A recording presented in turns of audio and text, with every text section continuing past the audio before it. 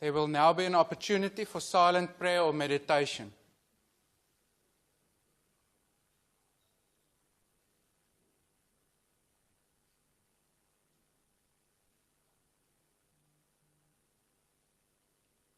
Thank you. Please be seated. The Secretary will read the order of the day.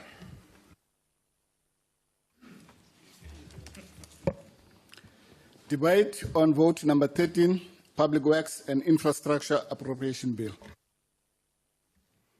I will now recognize the Honourable the Minister of Public Works and Infrastructure.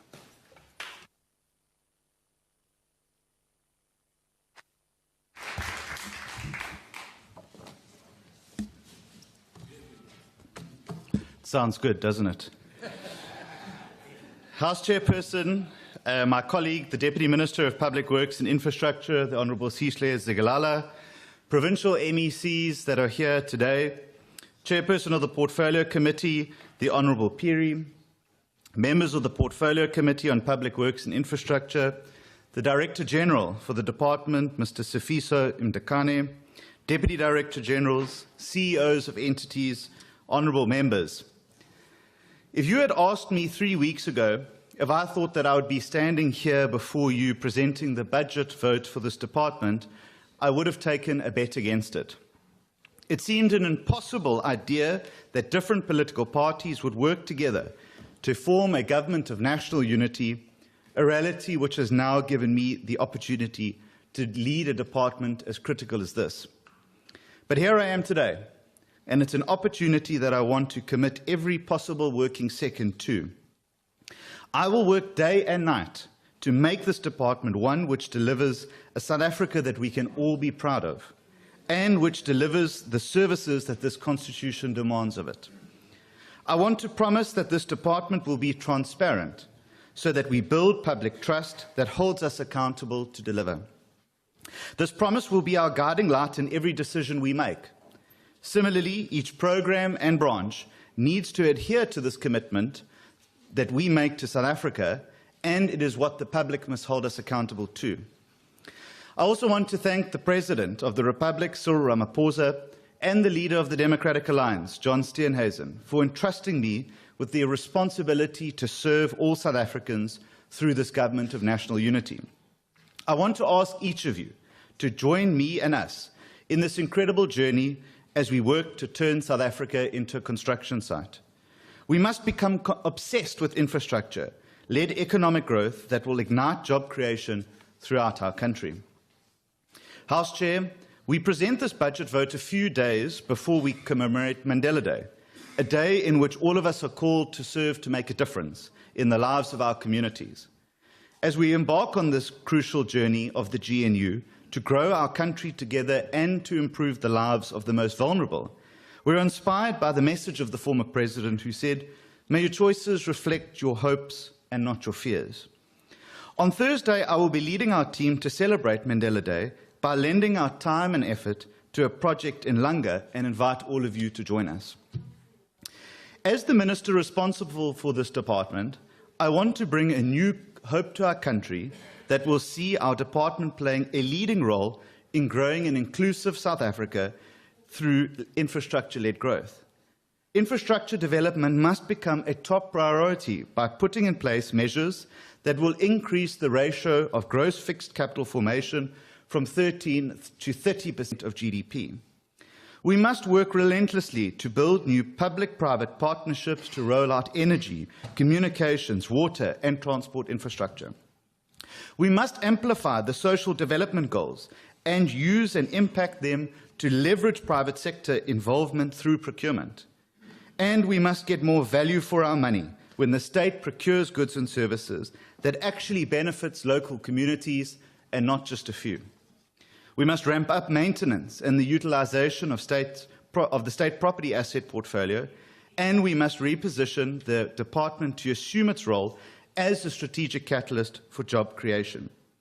We must build a new culture based on excellence, transparency and success planning throughout our department, which is evidence-based and which ensures good decision-making. And we must eliminate red tape and support the growth of small business. We call on all South Africans and stakeholders in the construction and property sectors to join us on this journey to build a South Africa together by turning it into a construction site. And we intend to add urgency to the pace of infrastructure delivery by innovating and by bringing new ideas to the table. The success of our country lies in us working together, using our collective strength to build a country that we are all shareholders of. And we must embark on a new path to build relationships with stakeholders and business to invest in our country.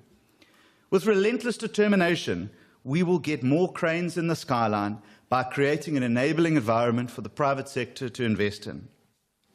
But we must also ensure that we address the challenges that impedes the implementation of infrastructure, which includes the disruption and hijacking of construction sites, projects not being completed on time and within budget, corruption and poor project management, construction industry safety standards not being adhered to, and we must strengthen the professionalism of our department. Honourable members, infrastructure serves as the foundations of our nation's economy by providing the necessary physical and social systems for sustained growth and development. Through infrastructure networks, we can improve productivity, attract investment, and enhance the well-being of every person in this country. Transformation and jobs can only come from economic growth. We must therefore support every entity that can help us achieve this target. In this regard, Infrastructure South Africa is expected to lead us in creating a conducive environment for private sector investment. ISA will receive extra special attention as our special purpose vehicle that will focus on ensuring that we have well-packaged projects that are financially viable, catalytic in nature, and are delivered on time with all stakeholders meeting their commitments. I'm absolutely committed to see ISA become the focal point of infrastructure in our country. We can no longer afford a fragmented approach to infrastructure delivery, which has only delivered indifferent results up to now. To this end, I've engaged the President and the Cabinet for ISA to play a bigger role, as well as highlighting the need to broaden our funding models for infrastructure development. I will be having further meetings with both the Minister of Finance and Treasury very soon to look at how better we can work together. House Chair, the Department of Public Works and Infrastructure is the biggest landlord in South Africa. The truth is that there is no accurate picture on what we own as a department. We've committed ourselves to ensuring in the medium term we will deliver a comprehensive asset register for the government and the owners of these assets, which is the people of our country. And we will make it public in the interests of transparency. We've pledged to address the mismanagement and underutilization of government assets. There is an urgent need to establish a systematic approach to asset management through a credible and integrated asset register. Such a register will aid in making informed decisions regarding asset life cycle management, from acquisition to maintenance, to either repurposing them or disposing them via lease or sale.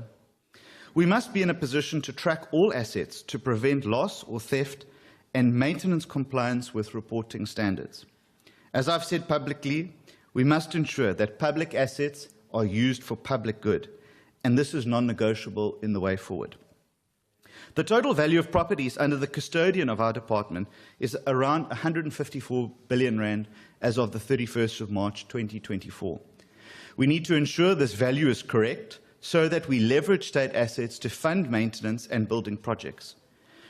Research has been initiated with a view to commence survey and registration of unidentified, unalienated land, including islands, in the rest of the country with the assistance of the Surveyor General.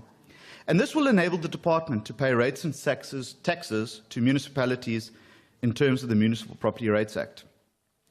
The department has successfully vested 25,000 properties against its target of 27,000, translating into 92% of vesting properties.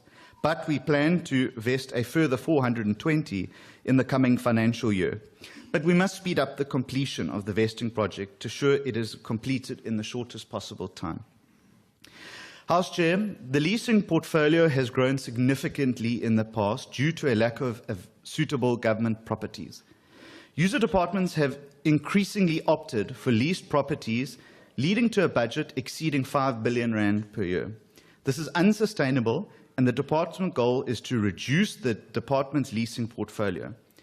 I want to see government departments leasing government buildings in CBDs, not just those in areas with nice sea views. We must use our buildings to lead inner city regeneration. And it's against this backdrop that we've made a call for the prioritization of available state properties for accommodation and offices for government departments. Similarly, I want to work with the public to ensure that we are able to identify buildings and lands that are a threat to public health and safety. This will allow us to either intervene or look to partners in other spheres of government who may want to take this asset over for public good. House Chair, furthermore, we seek another 10 billion rand in private sector investment in our properties over the next 10 years. We will look at the commercialization of our spaces, which includes advertising, parking systems, and conference facilities. In addition, there will be a greater focus on the itemized billing, user charge model, disposal of obsolete assets, and lease of underutilized assets. This will allow us to generate much needed revenue. And we will continue to renegotiate high rentals for the remaining leased properties to achieve more favorable terms. House Chair, the department will strengthen social facilitation and improve communication with stakeholders and communities on infrastructure projects. These are important for managing community expectations and community buy-in. Equally, the department will work closely with law enforcement to bring an end to work stoppages. Honourable Minister, will you just take your seat for a moment? Sure. There's a member. House Chair, this is Franz Mfiki, M. Kandoli from Eastern Cape, Ndimele MK. Kunengxaki enkulu xa efuna uthatha umbuzo wami aphinde futhi awuphendule. I-construction mafia zixakile. Intoni plan yakhe? Thank you, Honourable Member. The rules state that we first hear from the Minister whether he's prepared to take a question at this time. Honourable Minister. I'll take questions at the end, but I know some parties are very close to the construction mafia, so it's a bit difficult for them. Lawlessness will not be tolerated. We must seize all opportunity to end violence, intimidation, and extortion. How can you just respond like that? You're very rude. There's another hand, Honourable Member. Honourable Chair, is the Minister prepared to take a question? Because what he just said Thank you. We will now, first inquire from the Please, Minister whether please. he will take a question. Otherwise, Honourable Minister. we will respond. House Chair, with your indulgence, I'll take questions at the end. Yeah, thank you. So the Minister has indicated, I would think, to all members that he will, if there's time left at the end, entertain questions.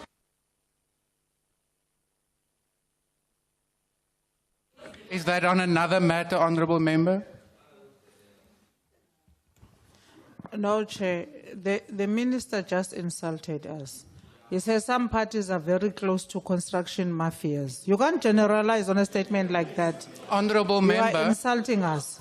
Honourable You must withdraw that. Honourable Member, the Minister didn't name any parties. So No, he I is don't know insinuating whether you are he's self-identifying. That we are closer to construction mafias, therefore we are the ones Yeah, I didn't hear that are that. distracting Thank construction you. in this country. Honourable Minister, continue. You can't do that. Forward.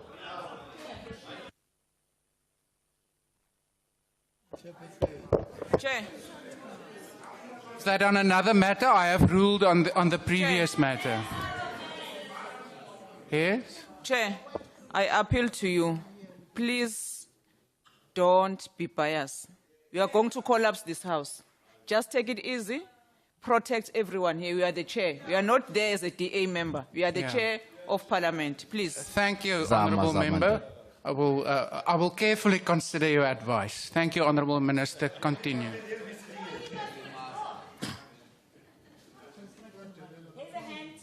Yes, Honourable Member. Thank you, House Chair. He must withdraw. You can't say some political Honourable parties. Member. There's represented political parties here. If he wants to say that, he must come and bring a substantive motion to that, or he must withdraw. Honourable Member. Or he must mention who are the political parties. No, it's not right.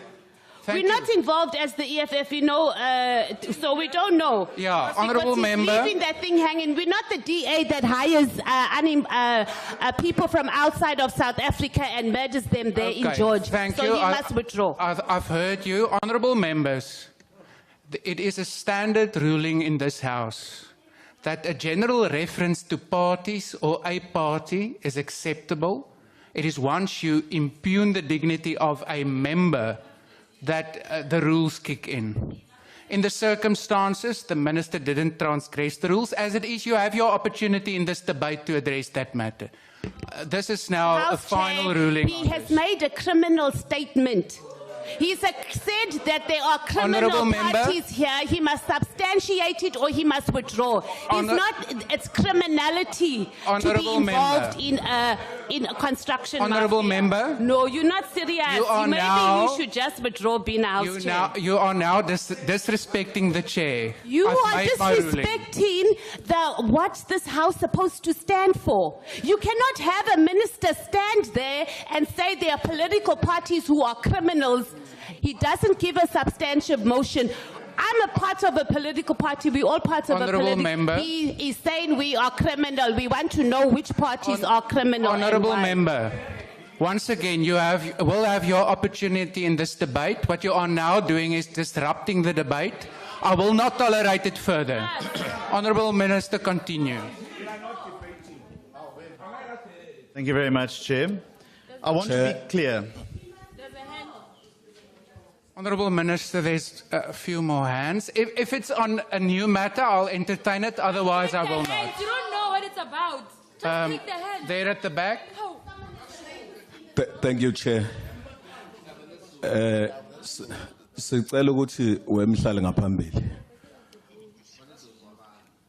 Ungasimemezi mawuphendula. Azizona izingane zakho.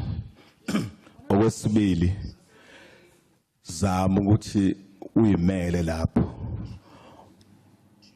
Ungafevi nithi lento yeni GNU. Zama ukuthi uyimele lapho ukuze sikuhloniphe nawe sihloniphe. Siyabonga.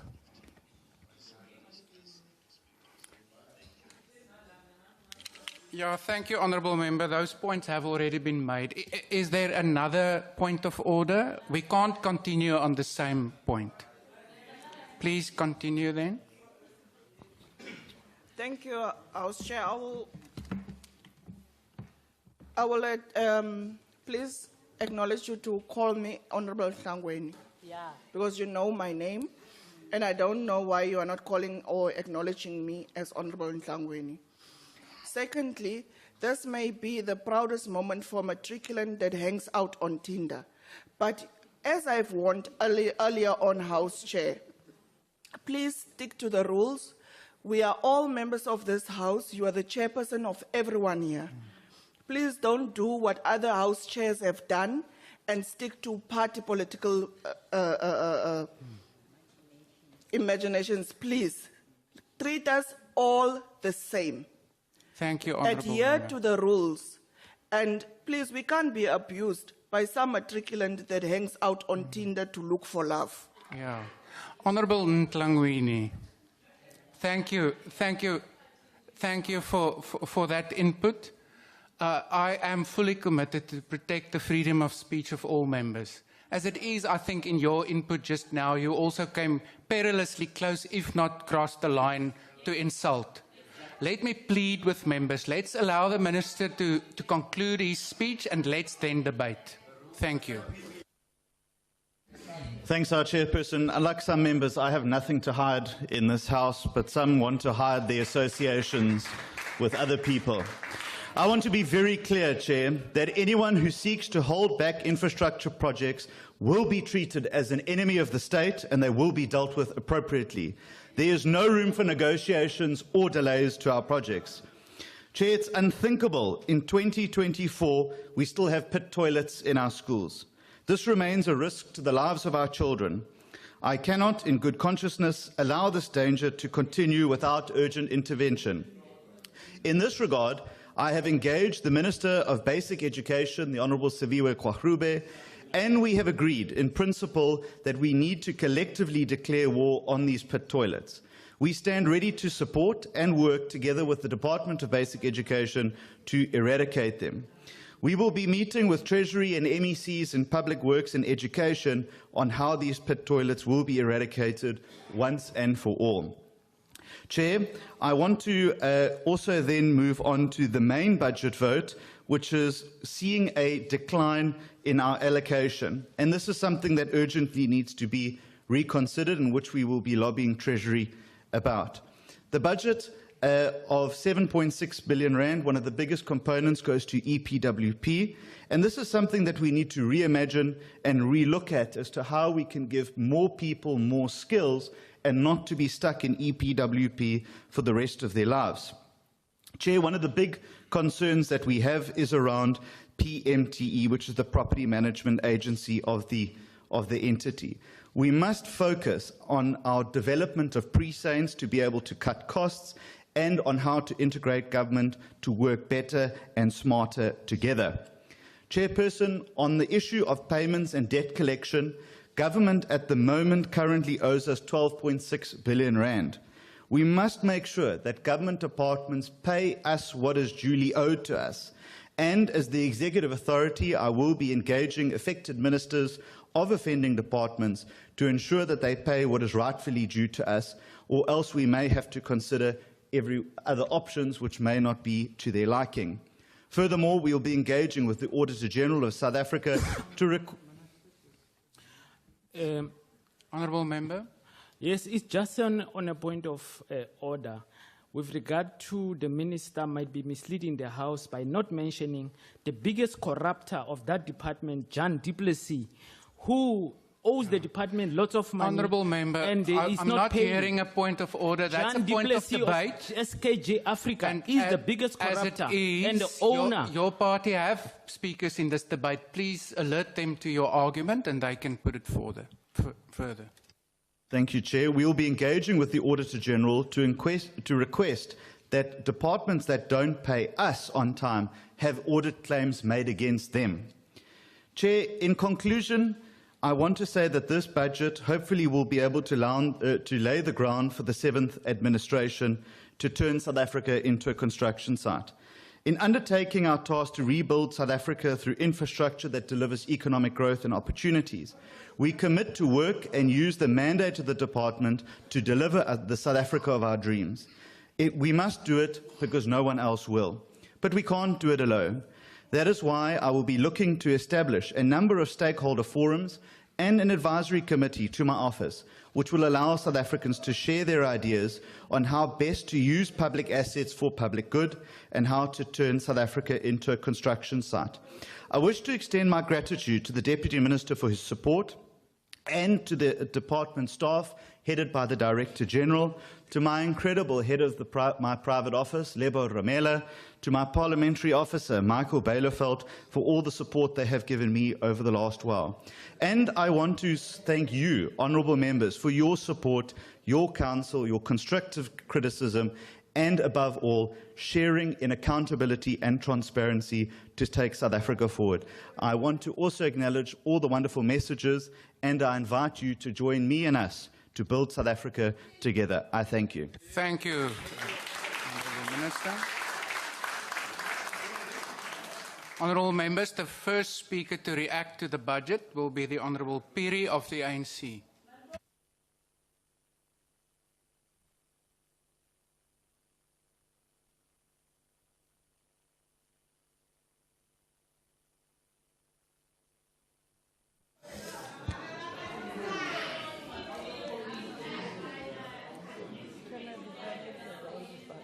Order.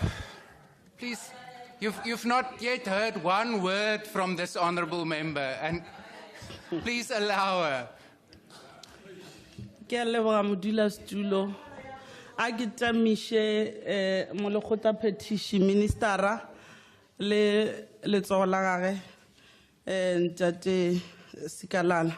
Malekgotla petition a leng gona kwa godimo a di province tše fapafapaneng, in particular because of it's our former colleague Dibulelo, the MEC from Free State. Members and South Africans, allow me to present and talk to you about the budget. And indeed, this is not just we are not just tabling a table numbers, but it's not just the official work, but the budget has everything to do with the needs of our people, the needs of our families. It is about the needs of labor and the needs of the business, because labor and business must remain strong partners that collaborate with the government and that serves every household, every person, no matter who they are or what they believe in. We are dealing here with a budget of South African nation from one part to the land and the other. Honorable House Chair, the construction is that the heart of infrastructure development to deliver the economic construction and recovery plan, and is also the core of work of the department and its entities. Government infrastructure project accounts for about 40% of our construction in the country, adding some 3% to the GDP. This enables the development of schools, as the minister has said, sanitation, health facilities, communication, transport, and other social facilities. This forms a critical part of the social weight contained in the budget and makes the budget votes and instruments of transformation. The department has 5 critical programs with a budget of 7.6 billion. This budget is a decrease from the budget of the last financial year that we really regret, which was 8.8 billion. This budget reflects a decrease of 1.2 billion, or approximately 13.6%. This means that the department will have to achieve its programs and targets with less financial resources. This means that the department must engage in an impactful and qualitative spending. There's no room for fruitless, wasteful expenditure, as we call it irregular expenditure. Irregular expenditure is a form of poor planning. There must not be a room for any form of corruption, and in such cases, the law must take its course, and I heard the minister committing that. The bulk of the budget is taken up by the administration program, as it only constitutes some 13% of the budget, while 87% of the budget is geared towards transfer to entities and provinces as well as municipalities as a conditional grants for implementation of critical service delivery programs, such as expanded public works program, which is providing job creation opportunities and skilling of artisans. In the 6th administration, EPWP reached its target for creating 5 million jobs over the midterm strategic framework. The department has 5 programs relating to government, immovable property, and construction and built environment. Other programs of the department include administration, intergovernmental coordination, extended public works, property and construction, industry policy and research, and the Prestige program. In the past financial year, there's been improvement in the corporate governance and financial control of the department and its entities. The AG reflects that the department and most of its entities received unqualified report, and we want to say we need not to regress on this and must improve. One entity received a qualified report. We are expecting the same standard to prevail in financial year with all around improvement. It's more needed to be done to grow this success to the next level. The department has much contributed to job creation, infrastructure development, and reform land. The DPWI, through its entities, the property management and trading in entity, is the custodian and the portfolio manager of government immovable assets and needs to enhance the value of the property as well as ensure that this property portfolio serves as a source of revenue for government. The property management and entity has made progress in terms of improving its audit outcome, and further progress is sought in this financial year. However, there are numbers of prominent problems which afflict the entity. Maintenance, which enhances property value, remains a source of concern and needs to be dealt with. The completion of immovable asset register, Minister, remains a critical issue requiring the attention of the executive and the department. A solution must be found to shorten the periods in which this task is projected to be completed. The problem with the non-payments of rentals by the departments need to be resolved. The process with the National Treasury in order to reduce the overdraft of the PMTE.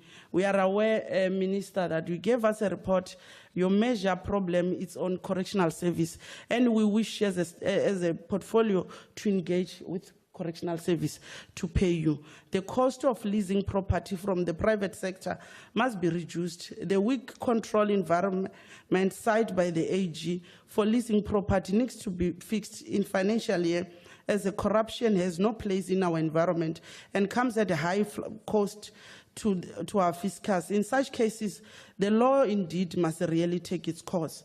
Infrastructure South Africa was formed during the 6th Parliament to facilitate the development of strategic infrastructure projects. To prepare this project, 563.4 million over the periods ahead is allocated in the infrastructure development. Coordination sub-program in property and construction industry policy and research program. This will enable the development of feasibility and feasibility studies to enable bankable business projects, which also attract private investment for infrastructure development. Minister, we call upon you to speed the investigation of the deed that happened to George.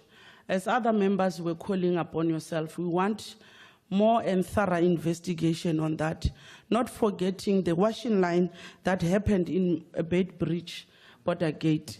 We want you to speedily name and shame and also suspend those who are responsible for such things.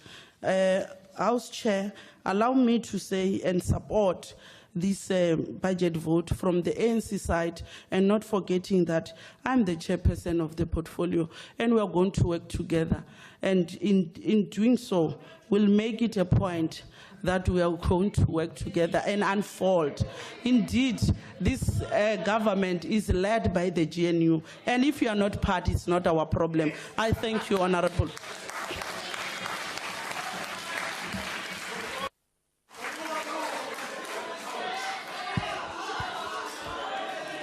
Order, order. Honourable members, we continue with the debate. The next speaker is the Honourable Marais on behalf of the DA.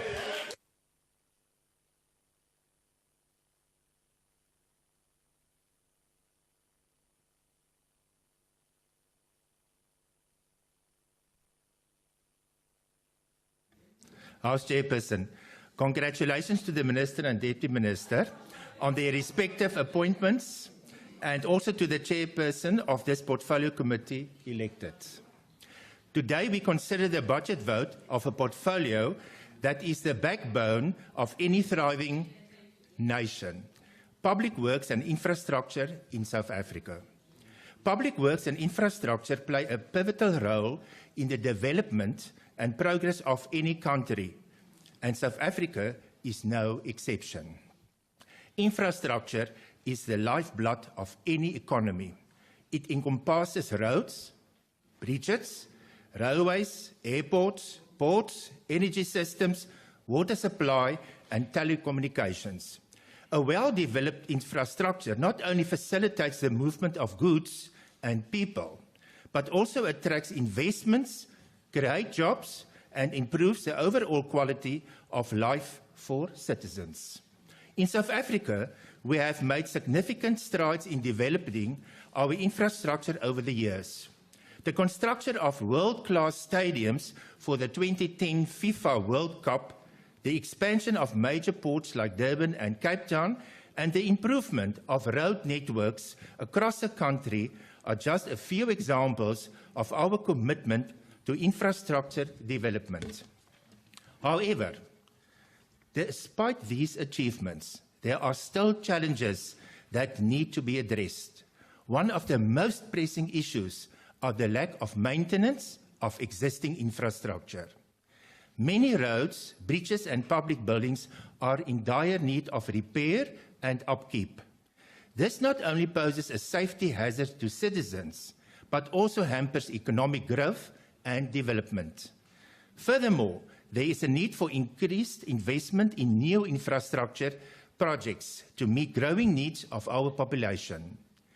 Rapid urbanization and popular growth place a strain on our current infrastructure, necessitating the construction of new roads, public transportation systems, and affordable housing. As the Minister has repeatedly said, he wants South Africa to become a construction site, expanding and upgrading of existing infrastructure, whereby we as a department contribute to increased job creation. Another critical aspect of public works in South Africa is the provision of basic services such as water and sanitation to all citizens. Access to clean water and proper sanitation is a basic human right. Yet, many communities in South Africa still lack these essential services. It is imperative that the government prioritizes the provision of these services to ensure the health and well-being of all its citizens. So, Chairperson, we as a portfolio committee and department must work together through partnerships with other departments to achieve these goals.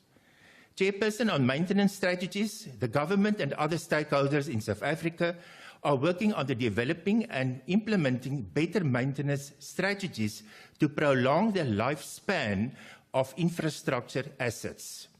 This includes regular inspections, productive maintenance techniques, asset management systems, and investing in training and skills development for maintenance personnel.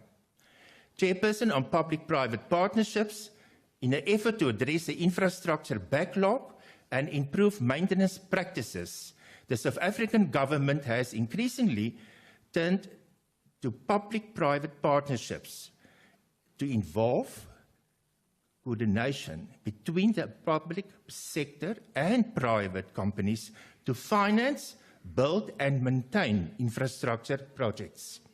Chairperson, on community involvement, engaging local communities in public works and maintenance activities is crucial for ensuring the sustainability and success of infrastructure projects. Community participation can help in identifying local needs, ensuring proper usage of and maintenance of infrastructure, and fostering a sense of ownership among residents. Chairperson, on technology and innovation, embracing technology and innovation in public works, efficient processes, cost saving, and improved service delivery. South Africa is exploring technologies such as asset management software, IoT sensors for monitoring infrastructure, and data analytics for predictive maintenance. In conclusion, public works and infrastructure are vital components of a prosperous and inclusive society. As we look to the future, it is imperative that we continue to invest in the development and maintenance of infrastructure in South Africa. By doing so, we can create a more sustainable and resilient society that benefits all its citizens. Thank you.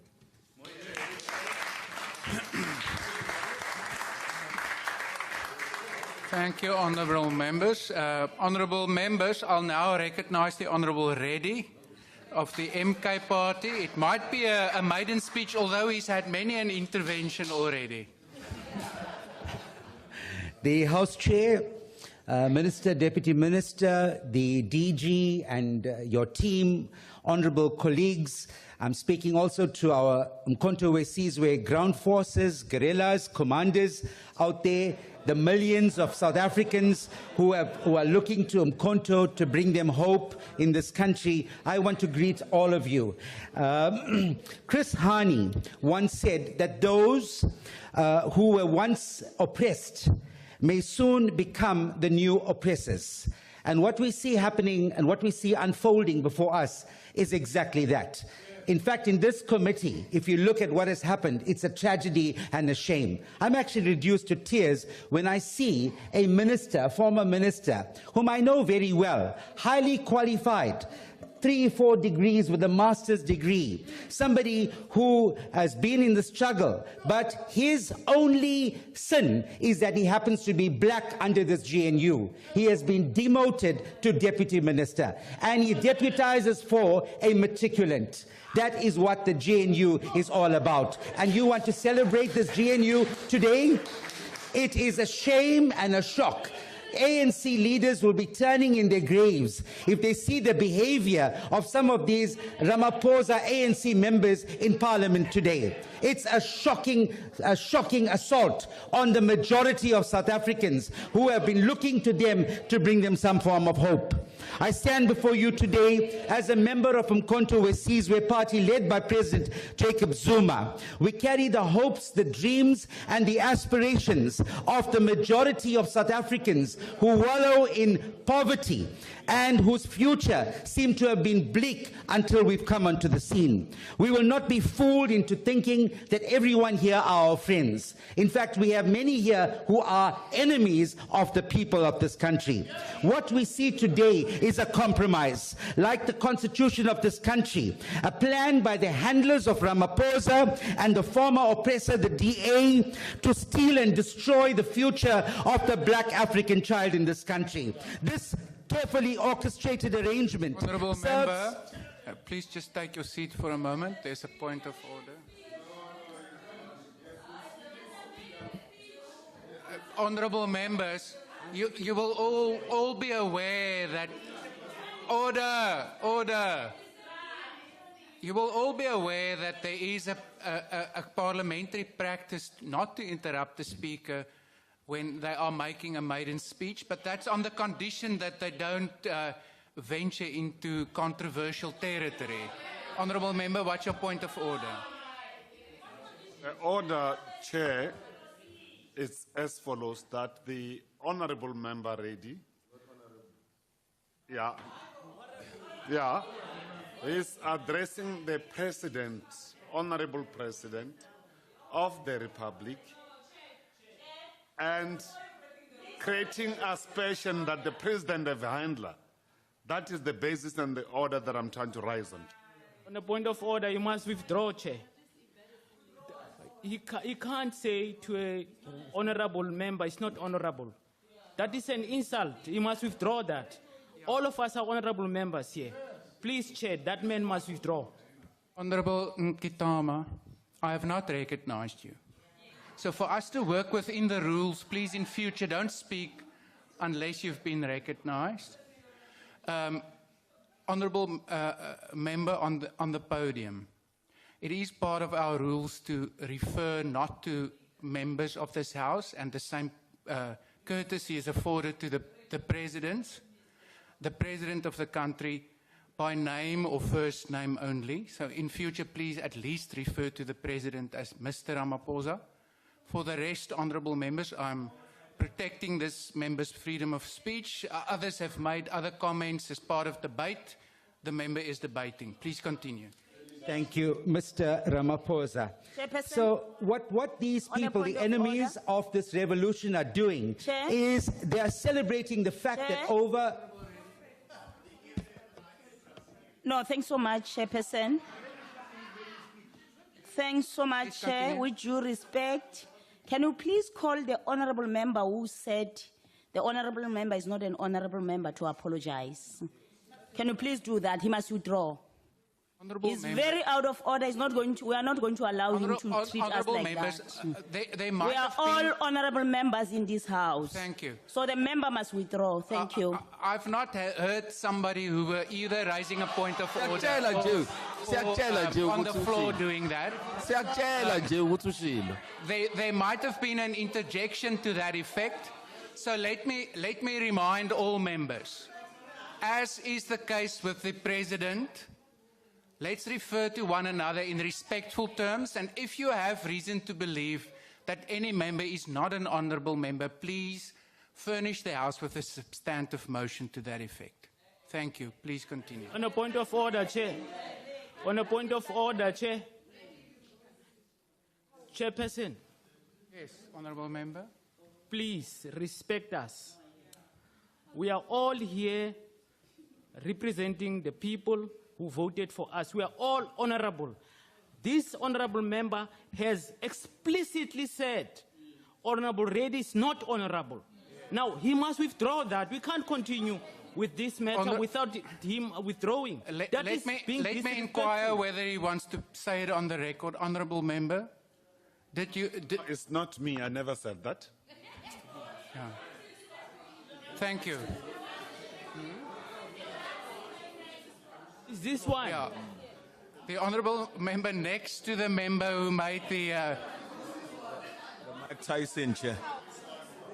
Honourable member, did you say that the Honourable Reddy is not honourable? I did not say that thing, but you must not say this one. Who's this one here? I'm also honorable. You can't just say this one. Thank you. Honourable members. Mike Tyson. Order. Once again, a kind reminder, let's treat each other with respect. The honourable member says he did not say that. For now, I will leave it at that. If any of you can, we will also look at Hansard if you so wish. If it is captured there, we will come back to the House. Honourable Reddy, please continue. Thank you, House Chair. So what we see today is that there are enemies of the struggle who are celebrating the fact that over 55% of our country's population, especially black South Africans, live in abject poverty.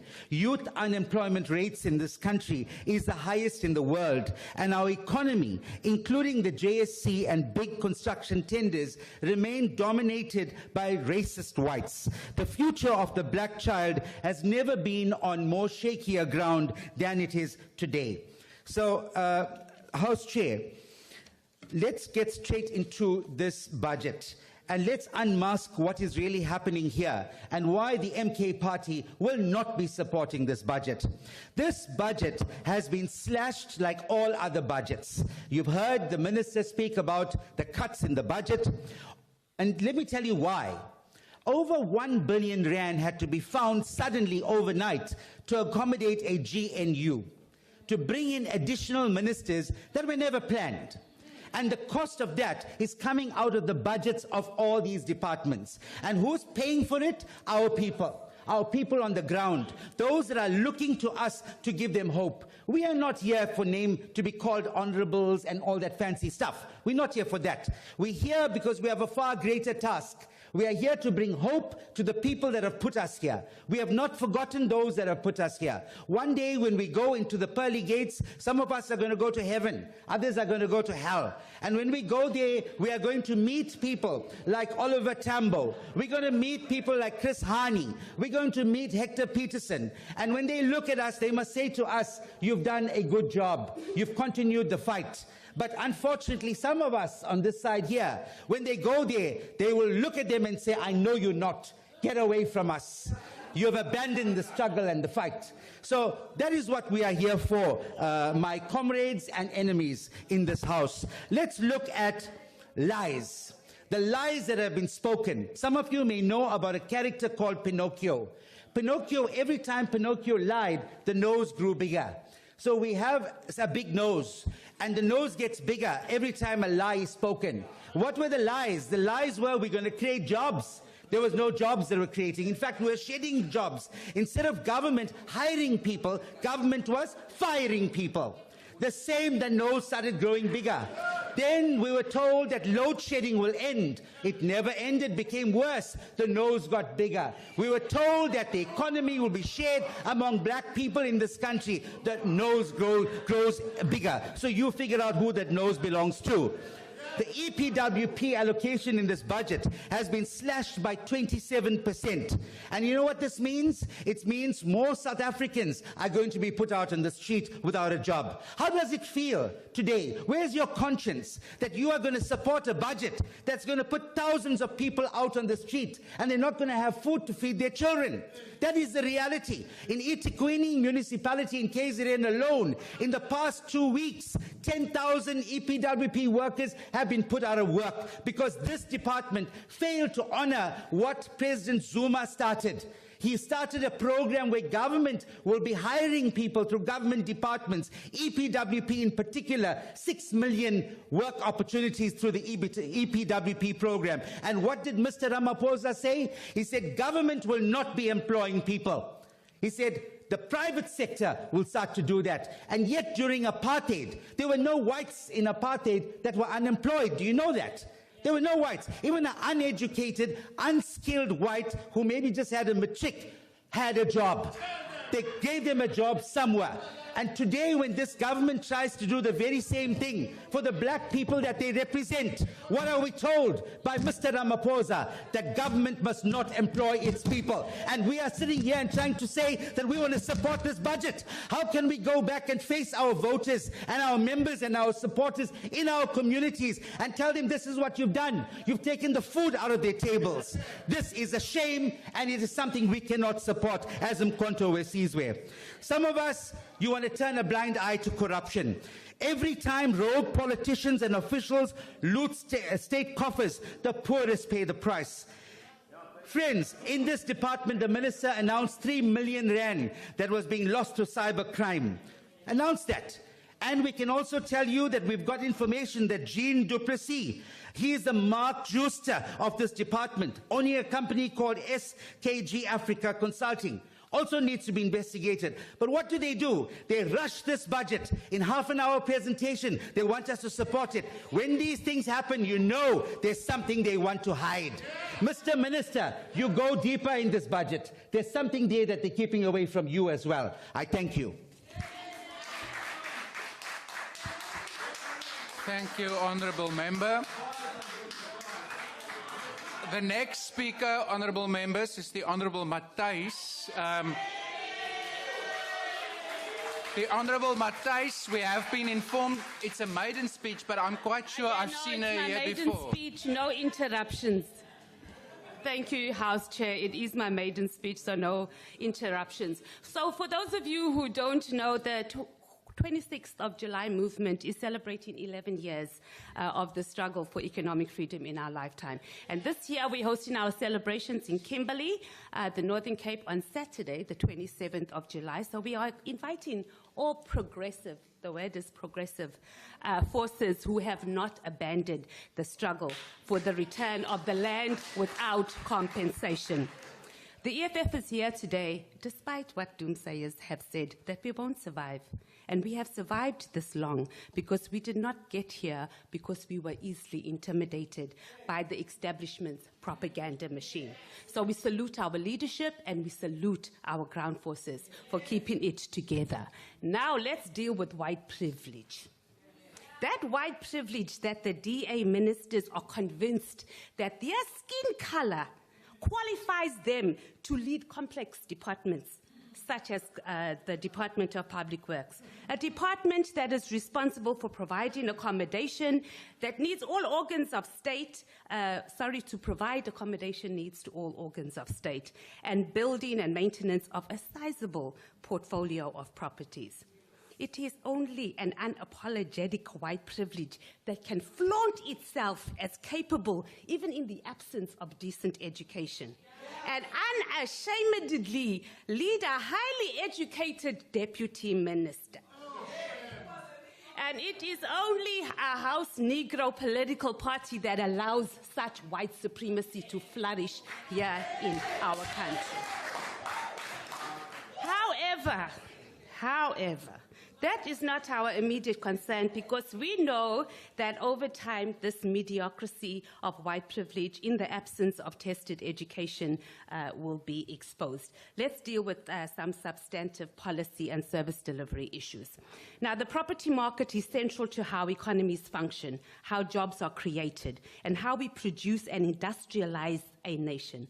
For the past 30 years, the reality is that the Department of Public Works has been reduced to an administration office for lease agreements and selling government properties and land in corrupt dealings. We have officials who are employed full-time and they are preoccupied with lease agreements. They are abandoning state-owned properties in central business districts for inflated leases in developed office spaces. And when we see the building of public infrastructure, the tender process, it is corrupt, prices are inflated, and after the property is actually handed over to the state, the workmanship is terrible. We have too many white elephants, and we're talking about white elephants now, that are hospitals and schools that are built and they are never used. As the economic freedom fighters, we maintain that construction of public infrastructure is the most strategic for economic growth, for job creation, and also for providing a sustainable solution for providing accommodation to all organs of state. And for us to achieve this, we must establish a state-owned construction company, which we've been saying this since we entered Parliament in 2014. And unlike the current configuration of public works, we must create a construction company that actually does the building. It is a company that hires engineers, it hires architects and artisans and professionals that are required to build a state-owned construction company with internal capacity.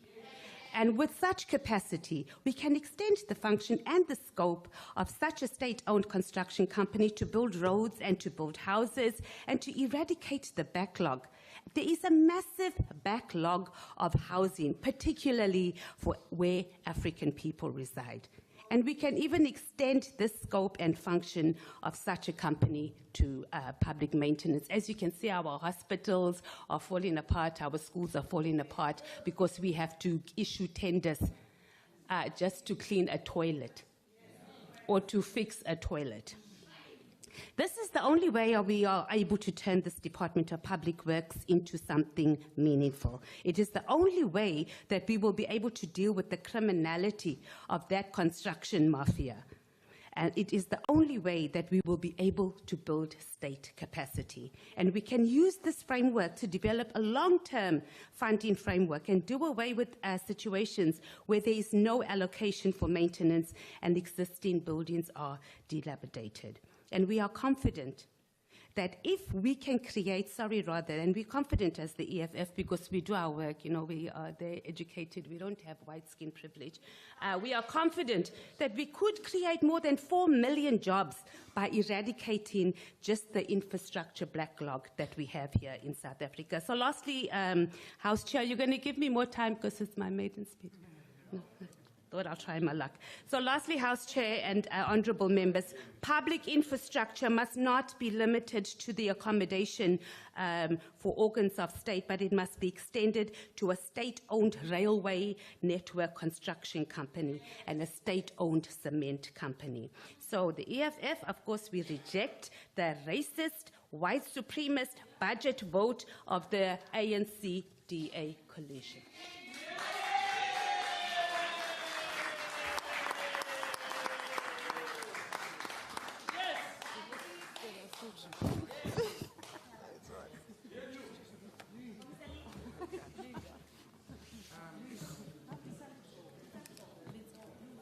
Honourable members, somebody's mic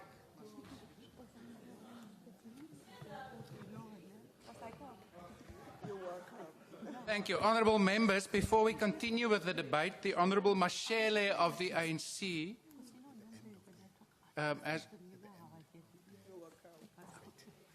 Okay, then I won't be on the floor anymore. Yeah. The Honourable Mashele has asked to rise on a point of privilege. Honourable Mashele. House Chair, I rise to withdraw that the honorable member in civilian uniform is indeed an honorable member. Thank you. Okay, thank you. So the interjection was then yours. Thank you. We continue. The next speaker is from the IFP, the Honourable Sithole.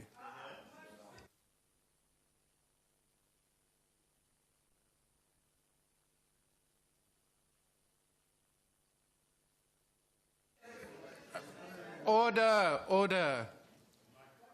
Honourable Member, I don't think your mic is on.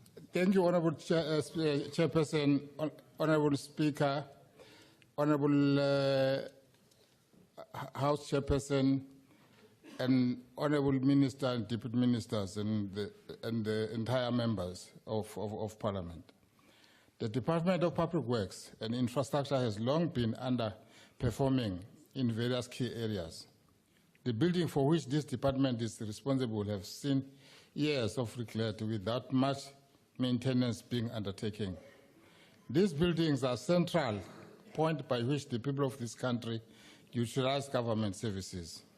We often see people opting for alternatives rather than using substandard government facilities. In fact, for the home affairs, most people prefer to go to the bank, where the queues are managed well and the areas are generally safe and clean. With the issues of the state of our government buildings, we need to come up with a plan to prioritize maintenance and streamline the use of government buildings with the view of bringing better service delivery. It is clear that the budgetary constraints are affecting all funding allocation across the main budget and entities. This is unfortunately attributed to the slower and dwindling economy of South Africa. The DPWI, the PMTE, the ISA, and associated entities must comply with the Public Finance Management Act and financial management regulations. However, the current fiscal challenges threaten to undermine their operation effectiveness and the ability to fulfill their mandate. This compliance is legally a requirement at a foundational pillar to ensure accountability and transparency in managing public funds. This department certainly does not have the luxury of passing the blame on the lack of funds when housing and accommodation are crucial to the people. It is concerning the note that low targets set to vulnerable groups across the PWI, PMTE, ISA, and related entities. This target reflects a lack of commitment to inclusivity and equity. The mass priority integrating and supporting vulnerable populations to ensure our development is far-reaching and just. The IFP supports the committee commitment to ongoing monitoring of Infrastructure South Africa and its work on large infrastructure projects. This oversight is essentially to ensure that these projects are complete efficiently and effectively, contributing to national development and economic growth. In conclusion, I urge the Minister to work alongside the Director General, the senior management to report on various critical areas, including the progress of expanding public works, where inclusively and transparently are key priorities of this administration. The integration of infrastructure development, functions, and operationalization must be configured to that EAPWP workers are not employed over a short term, but rather find job opportunities in what they have contributed to building in this way. There will be respect and ownership by the people of South Africa development. Honorable Chairperson, Minister, ngicabanga ukuthi ukhona umfowethu okhulume ngokuthi i-department yakwa public works inabantu abayizeqhaka abathatha umsebenzi wabanye abantu bafuna 30% kulabo bantu. Ngicabanga ukuthi Honorable Chairperson i-serious le. kufanele ukuthi ithathe lenyathelo zayo. Ngaleyo ndlela ke iNkatha Freedom Party iyayemukela le budget. Ngiyathokoza.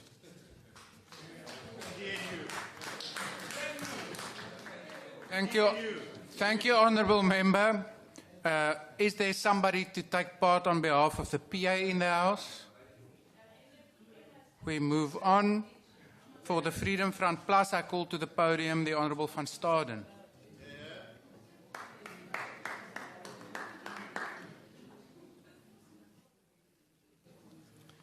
Thank you, House Chairperson. I would like to convey my congratulations to the new Minister of Public Works and Infrastructure. I wish you all the best in your work, and we believe and trust that with the new government of national unity, you will radically change and turn this department around.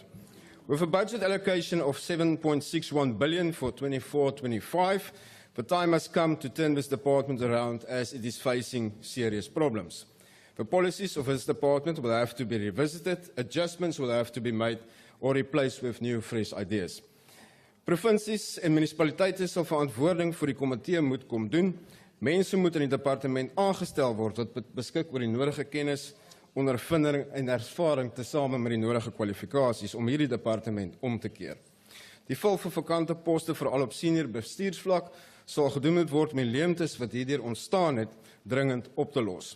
Daar sal indringend gekyk moet word na die tenderprosedures omdat dit in die vorige termyne geweldige rooi vlae laat wapper het. Infrastruktuur Suid-Afrika se werksaamhede sal voldoende gemonitor moet word deur hierdie portefeulje komitee en hulle sal ook voldoende verslag moet kom lewer.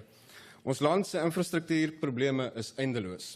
Ons paaie, spoorlywe, hawens, damme, elektrisiteitsinfrastruktuur, rioolaanlegte, waterinfrastruktuur, brûe, ons howe, ons hospitale, ons skole, ons polisiestasies en alle ander kort dringende ingryping en die algehele opgradering van ons bestaande infrastruktuur is broodnodig. Waar nodig sal nuwe infrastruktuur ook geskep moet word.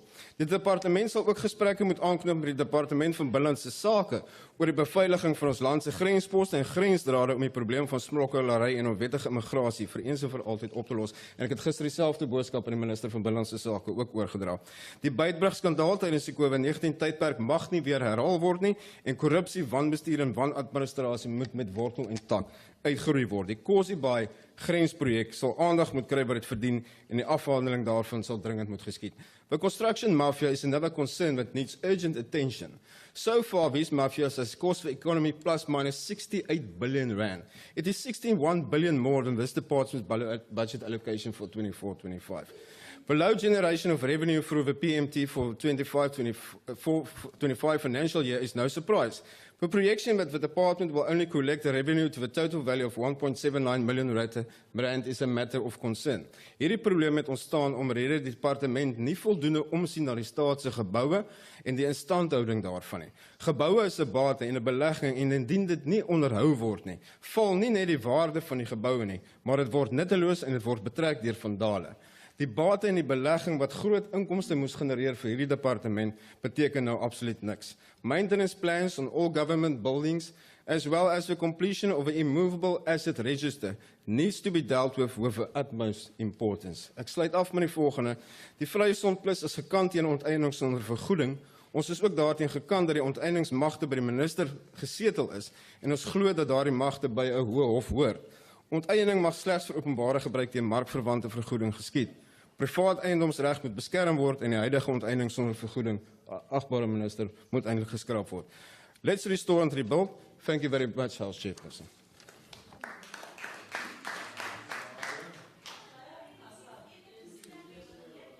Any member of Action SA in the House? The next speaker will be the Honourable Deputy Minister of Public Works and Infrastructure. Oh, Action SA. Sorry, we'll go back to Action SA.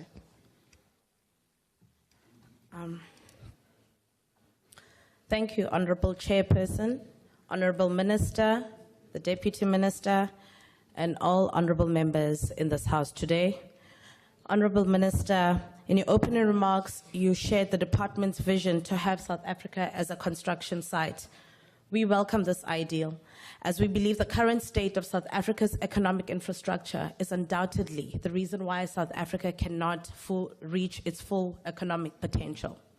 And without urgent intervention, this crisis threatens to continue stifling economic growth, job creation, poverty, and inequality. Beyond the brick and mortar, Honorable Minister, we hope that your vision will create employment opportunities across the country in order to lift our people from poverty. As it stands, under the current EPWP framework, we do not see this happening.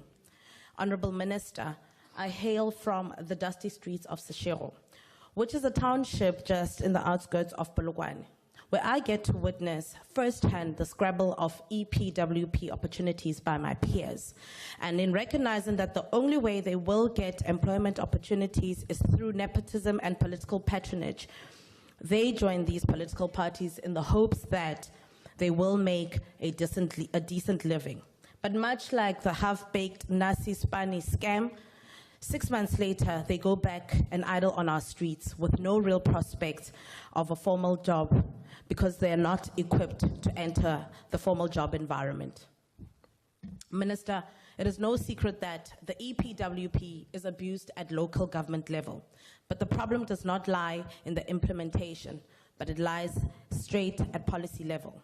As it stands, I can tell you that it is not a model that inspires us to believe that we can escape the clutches of poverty or change sustainable unemployment levels, as the state only views it as unemployment aid, where government steps in as a social function to temporarily relieve our people from poverty through short-term contracts.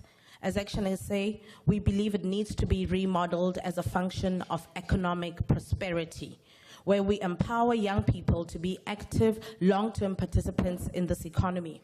So to that end, we propose the following solutions. We ask you to insource EPWP workers where feasible and prioritize them to fill in vacant posts in municipalities and all entities. Our people deserve dignified work.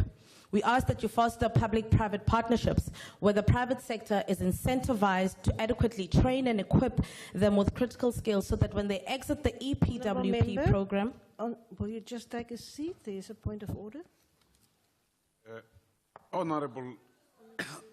Honorable House Chair, the Speaker create aspersion that the Gauteng employment program is a scam. No. So that I appeal, Honorable Chair, that she must withdraw because employment program cannot be a scam. This is not a fake.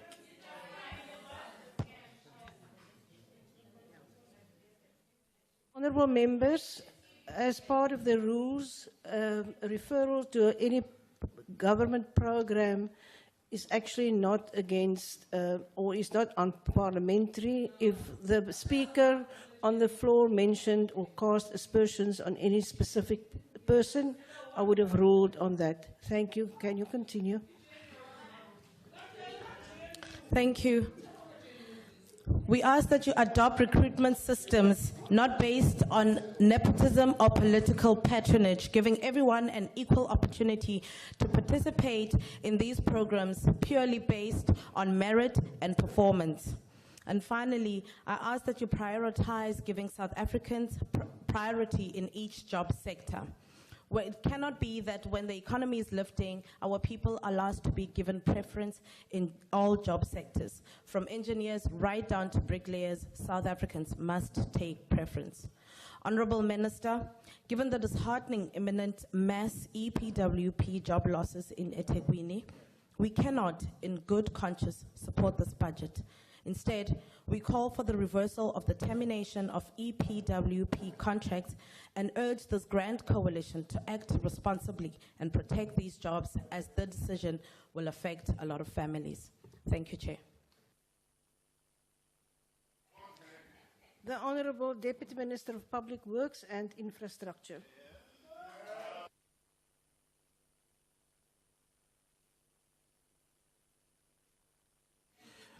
Honourable House Chair, the Minister of Public Works and Infrastructure, Honorable of the Portfolio Committee, Honorable Piri, Honorable MECs who are with us here, Honorable members, the Director General and the senior managers, CEOs and chairpersons of entities. As we mark the Nelson Mandela International Day on the 18th of July, we must draw inspiration from his courage, commitment, and resilience toward building a truly non-racial, non-sexist, equal, and prosperous society. We dare not linger to deliver on our government's commitment to use infrastructure development as the flywheel of the South African economy, job creation, and skills development. As the Department of Public Works, we will accelerate all efforts aimed at transforming and growing both property and construction sector. It is a stunning and a concerning fact that the industry still resembles effects of apartheid and colonial system which require resoluteness to address. Led by the Council for Built Environment, the department finalized and adopted the Built Environment Professionalization and Skills Development Strategy for the public sector. This study reveals that only 14% of registered professionals in South Africa are women. 62% of registered professionals are white, followed by 25% African males, and 9% Indians, and 4% coloreds. The CPE has identified at least 11 interventions which to address these challenges. Through our professional services, the department contributes to the skills pipeline by supporting teaching of maths and physical science through our schools program. In the previous financial year, the department supported 27 schools and 191 learners enrolled in this program. In addition, 12 career expos were held, reaching to 30,600 attendees. During the 2023 academic year, 132 students were enrolled in universities through our bursary schemes. 26 students successfully completed in 2023 academic year, while 97 are continuing in this process. We've taken further 153 students for these bursary schemes. Through the Artisan Development Program, the department supported 101 trainees artisans, with 15 successfully acquiring their trade certificate. During the 2024-25 financial year, the department is targeting 1,200 beneficiaries to be supported through the schools program, bursaries, internship, and candidacy program. The CPE will focus on the following initiatives in the next or during this financial year: implementation of professionalization framework, inclusive and diversity program empowering women, people with disability, and the youth, advancing the Built Environment National Logbook. The Built program under the CIDP gained momentum in the financial year of 2023-24. The Build program involves the acceleration of skills development through infrastructure projects and structured development for emerging contractors. This program has benefited a lot, especially on ensuring the best standards in the industry. During the previous financial year, 160 women-owned contractors underwent construction management training program. This will be ramped up to include 2,000 women-owned contractors in the next 5 years. Honorable members, the Extended Public Works Program is a government-driven initiative to cushion the vulnerables. In 2023 financial year, more than 900,000 opportunities were established. 45 contractors under Vukupile program benefited. Number of NPOs were reached, and the target on supporting NPOs was fully attained at 100%. Not less than 12,452 participants were trained. The cabinet launched phase 5 of EPWP. And I want to say to the honorable member of Action SA, some of the issues you have raised are true and need urgent attention. And that's why we are saying we must remodel EPWP to ensure transparency on recruitment, proper coordination, skilling, and proper exit plan. During the next 5 years, we aim to ensure that EPWP reach at least 5 million target.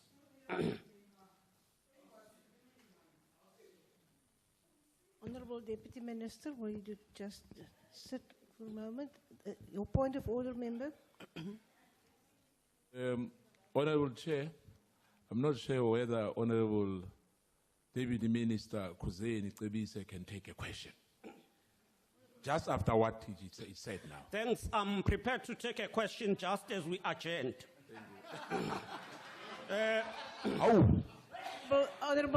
Honourable member, the minister is not, the deputy minister is not going to take the question. You can continue. In the next financial year, the EPWP will focus on waste management, removal of alien invasive species, and clearing of river stream, cleaning of public building and spaces, road repair, blocks paving, maintenance, including pothole patching. The EPWP will also develop a plan to implement a one town, one recycling center plan in partnership with the private sector. With regard to the IDT, we also wish to recognize the contribution of the IDT that has been made in the creation of employment opportunities. The NDT created a total of 77,235 work opportunities through EPWP. IDT awarded 7.217 billion worth of infrastructure contracts during the period under the review.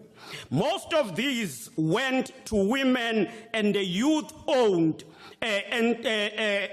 entities. Agrima SA continues to be driven by its vision of becoming the lead regulator on non-standardized construction-related product. In the coming financial year, the AXA will focus on implementing eco-labeling scheme, implement a green building rating tool, implement ISO to ensure compliance. We once again want to say we dare not linger. As elected representatives of all the people of South Africa, we carry the hopes of more than 60 million people, many of whom live in abject poverty.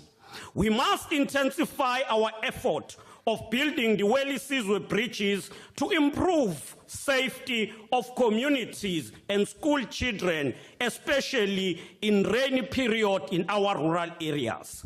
It is in the national interest to attract investment in the ocean economy and development of small fishing harbors in the coastal provinces of Eastern Cape, Northern Cape, and KwaZulu-Natal, as we draw lessons from the work we have already done in Western Cape.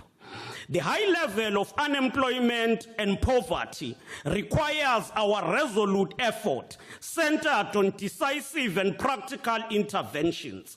These require commitment from all stakeholders, in particular government, public servant, the private sector, and civil society. Addressing thousands of people in 2005, former President Nelson Mandela said, I quote, "Like slavery and apartheid, poverty is not natural. It is man-made, and it can be overcome and eradicated by actions of human beings. Overcoming poverty is not a gesture of charity. It is an act of justice," close quote. Our work is not done. Let us roll our sleeves and get to work to build better communities. Together we can do more. I thank you.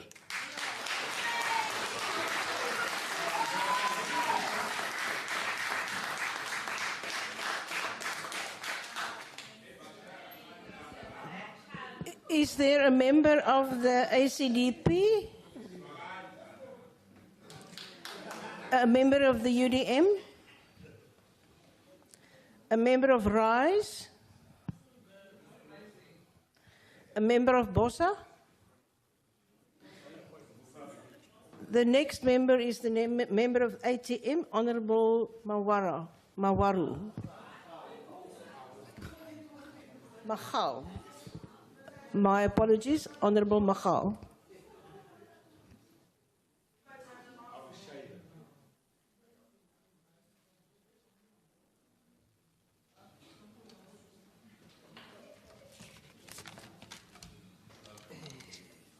Thank you very much, Honorable Chairperson, Minister, Deputy Minister, Honorable members of the committee. I must start by saying that a minister and deputy minister, you are leading a very strategic department, which is the custodian of immovable assets, government's immovable assets. And that alone means that you must have an immovable asset register which is credible. There is no way that you cannot have that. But unfortunately, the picture as of now is that the contract staff you have on immovable asset register is less than 48% of the staff that are focusing on the asset register are on contract. So there is no way abantu abasebenza beneqhala bakusasa bangakhutshwa abafocus emsebenzini. So the earlier the better that the focus is to make the point that the temporal staff is converted into a permanent staff. So come closer to DPSA and address that. As the biggest landlord of state properties, the current structure is inadequate to deal with the full credibility of the immovable asset register. Your department should fast-track the Public Works Bill and be the sole custodian of all national land except land acquired by the state to address land reform initiative. The vesting is another critical point there, vesting of the state land. Because as of now, some land are not vested by Department of Land Reform and Rural Development. So we have to come closer to that department to make the point that land property vesting has been done there. Because if the land is not vested, again, it goes back that you cannot have a credible immovable asset register. And again, there are lots of land which is unsurveyed, especially from the TBV states. So the land there is not surveyed, which gives a problem to municipalities. Because sometimes when they are busy doing e-service charges, it's difficult for them on unsurveyed land to charge abantu. So Surveyor General, we close to 90, after 1994, Surveyor General's office started that work, but unfortunately, I can't get namhlanje, which means it is a serious problem that you need to come closer to it. Underutilized and vacant assets should be made available for development with more coordination with provincial custodians to ensure optimal usage of state assets. The disposal process of estate land should be coordinated and monitored on a national level, maybe jointly with the Department of Rural Development and Land Reform. Honourable Member, your time is up. You can please finish your On sentence. EPWP, we are fully supporting remodeling because as of now, ababantu baya abuse nje. Skills are needed there so that they can be employed permanently, so that at the end of the Honourable day, Member, their your jobs time are is up. secured. Thank you very much. Just 2 minutes. Following speaker is Honourable Mashlangu from the ANC. It will be his maiden speech. Honourable Mashlangu got... Just draw your attention that the Honourable Mashlangu got 1 extra minute from Honourable Piri. Thank you. Ngiyathokoza Sihlalo. Ngiba ukuthatha leli thuba ngikulochise ungqongqoshe. Ngibuye ngilochise nosekela ngqongqoshe, ngilochise wonke amalunga akhona la, ngilochise umphakathi wonke weSouth Africa. Nginilochise egameni le-ANC. Honourable Chairperson, at the height of our people's final march to freedom and on the eve of our 1994 democratic breakthrough, young people of South Africa sang, Oliver Tambo, Teta no Bota, Akhululu Mandela, uMandela Zopata. This can be loosely translated as, Oliver Tambo speak with Bota to release Mandela so that he can govern. This was not only a call to release Nelson Mandela and other political prisoners from prisons, but it was also a declaration of their party to power and their state of readiness to govern.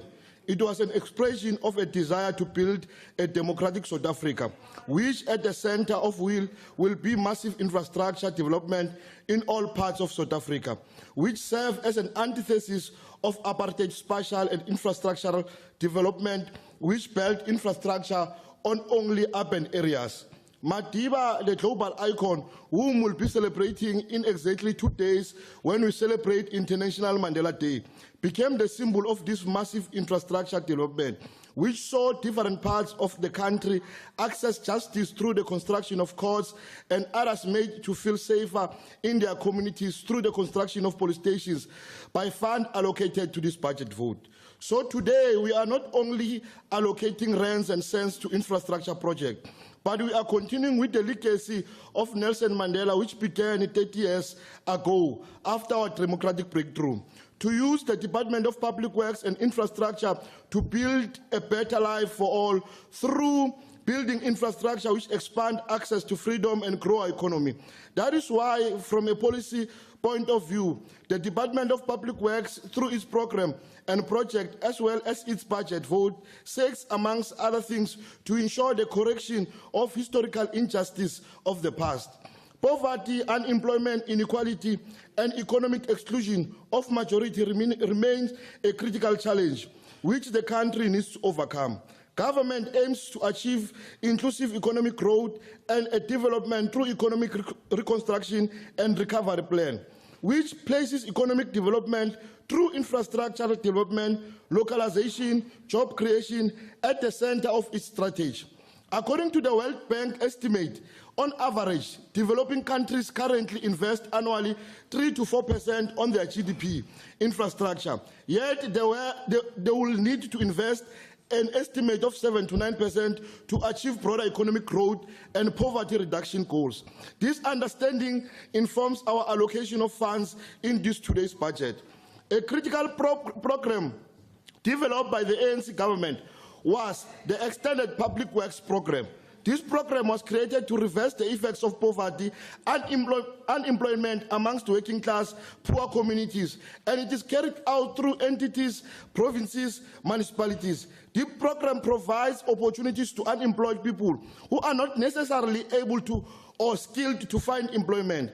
In this budget vote, the program has a budget of 2.25 billion, of which 1.86 billion is for actual employment projects. In the past 5 years, the program was able to meet its MSTF and over 41.4 billion was transferred as an income to support over 3.7 million poor and unemployed through the delivery of 51,780 projects.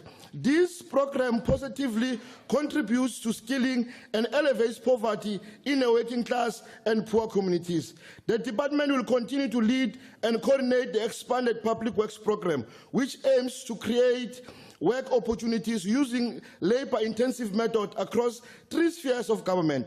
An estimated 6.1 billion is allocated over the medium term to transfer and subsidize the program. The program also has a skill component for the training of artisans in different fields, which enable the skilled artisan to self-employ or employ it in the private sector. This program must be intensified, as in the past financial year, a number of artisans qualified as motor mechanics and auto electricians. As part of the economic reconstruction and recovery plan, the strategic infrastructure project for the development of small harbors commenced by the department in the past financial year. This project is geared towards the development of oceans economy and economically empowering coastal communities in terms of ship repairs and developing the small and medium fishers. The department completed the refurbishing of 13 small harbors in the Western Cape to the value of 500 million. The refurbishment of small harbors in the Western Cape created 925 jobs and empowered local SMMEs to a value of over 116 million. We are expecting the department to continue with the development of small harbors program. In the last financial year, the department commenced with the feasibility study to develop small harbors in the Port St. John's and Port Alfred. This project will enable the development of the oceans economy for the local economic communities, enable inclusive economy, development and job creation. The Wally Seasonal Rural Bridges, SIP 25, is intended to provide rural communities with access to markets and social services. Without these bridges, in the rainy season, it is impossible, for example, to access schools and healthy facilities. The department has been playing and has an important role to play in the land and the spatial justice. According to the annual performance plan of the department, it is reported that in the support of the spatial justice and land reform programs, the department has to date released 214 properties measuring 30,277 hectares for land. In honor of Sitwalande Nelson Mandela, who taught us that democracy means work, bread, water, salt for all, the ANC supports this budget, which if properly utilized, will bring us closer to the Matiba's vision. Thank you very much.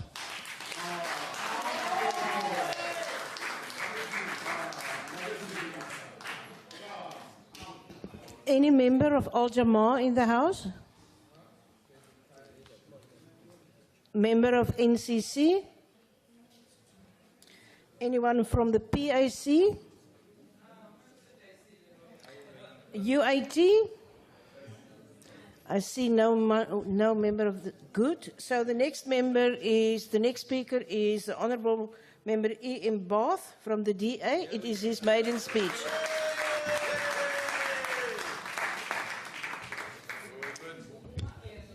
House Chairperson, Minister, Deputy Minister, MECs, Honourable Members and viewers, the Department of Public Works and Infrastructure has long held the catalytic potential for driving and delivering economic growth and job creation to the benefit of all South Africans through its mandate to deliver and maintain infrastructure on behalf of the state. The department has, however, fallen short of achieving its potential of igniting socio-economic growth. Chair, House Chair. With great excitement and anticipation, I think you have to stop the when I say Democratic House Alliance Chair. welcomes the appointment of... Thank you. House Chair, that minister over there is busy taking pictures and you don't see him. I rise on a point of order that white minister is out of order. He's taking pictures of his colleague here in the House. That is not a point of order. Can you please continue? Order, it's House rules. So now you guys are even coming here and not implementing house rules. And house rules only apply to us Africans, but not to the DA white supremacist party. Honorable Minister, did you take a picture? Honorable Minister.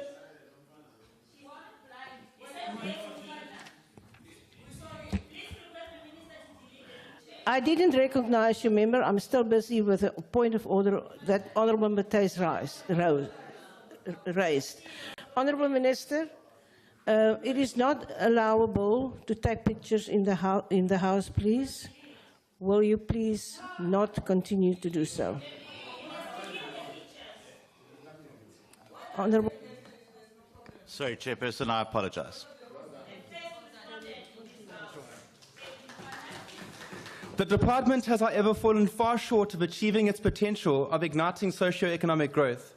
But it is with great excitement and anticipation that the Democratic Alliance welcomes the appointment of Minister McPherson to the 7th Parliament, alongside the continued leadership of Honourable Zikalala as Deputy Minister. Chairperson. The Minister's energetic commitment to evaluating the department's key strategic... Yes, thank you so much, Chair. Chair, I don't think an apology is enough. Can the Minister please delete the pictures? It will never be enough. Can the Minister please delete the pictures from his phone? The Minister is the first respondent in this House. Yes. Honourable Member, can I